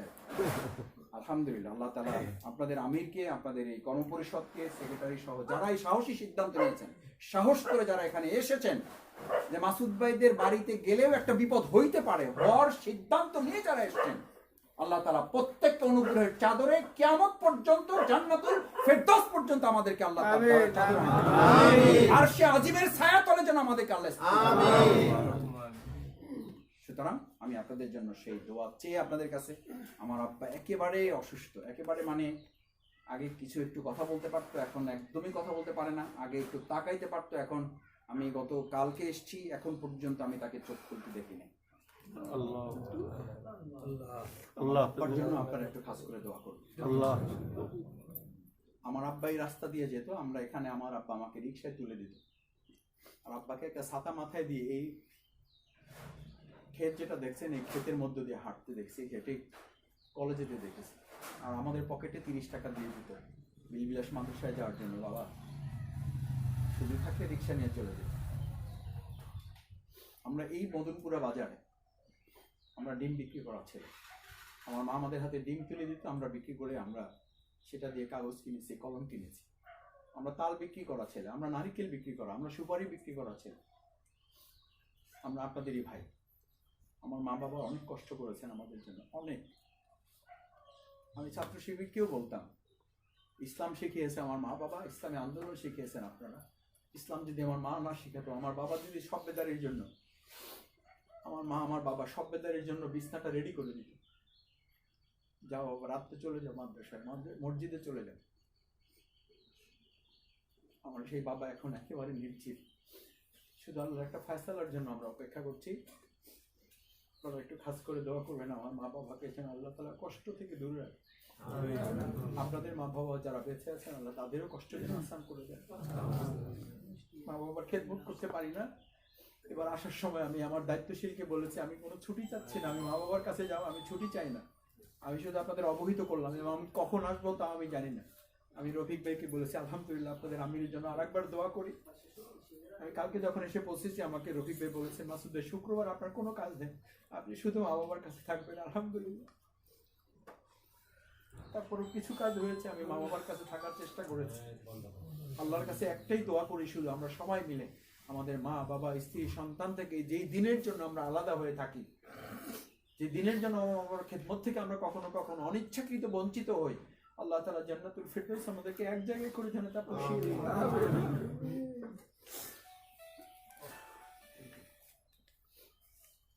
এই মসজিদে আমার মাথায় টুপি না থাকলে আমার বাবা আমাকে ঘাট ধরে বের করে দিত, কি নামাজ পড়তে আসছো তুমি, কি নামাজ পড়তে আসছো তুমি, তোমার টুপি কোথায়? এশার নামাজে দেখে নাই, ঘরে গিয়ে এমন থাপ্পড় দিয়েছে, প্রস্রাব করে দিয়েছি। কিসের মাদ্রাসায় পড়ো তুমি? আজকে এশার নামাজে জামাতে তোমাকে দেখলাম না। ওই এক জীবনের থাপ্পড়ে, এক প্রস্রাব করা থাপ্পড়ে জীবনে শিখে ফেলেছি নামাজ আর সারা যাবে না, এই পরিবারে থাকতে হলে নামাজ সারা যাবে না। আমার বাবা বলতেন আমি তোমাদের রোকন হই নাই, আমার ছেলেগুলোর কথা আমি পুরোটা ইসলাম আন্দোলনের জন্য কোরবানি করে দিয়েছি।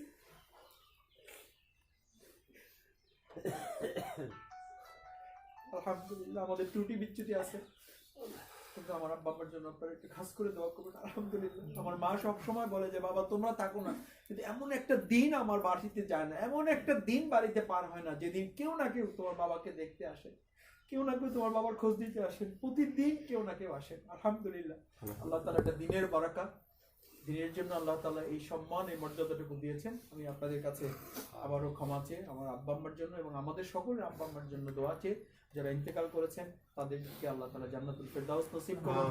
অনেকের আব্বা আম্মা ইন্তেকাল করেছেন, আমি সুযোগ পেলেই তাদের কবর জিয়ারতে যাওয়ার চেষ্টা করছি। গতকালকে কয়েক জায়গায় গিয়েছি, আজকেও দু এক জায়গায় একটু যাওয়ার নিয়ত আছে, আমি চেষ্টা করব। আমরা সবাই মিলে আমাদের এই প্রিয় বাউফলটাকে আমরা গড়ে তুলবো। আল্লাহ তাআলা আমাদের সবাইকে সেই তৌফিক দান করুন। সকলে আসসালামু আলাইকুম ওয়া রাহমাতুল্লাহি ওয়া বারাকাতুহু।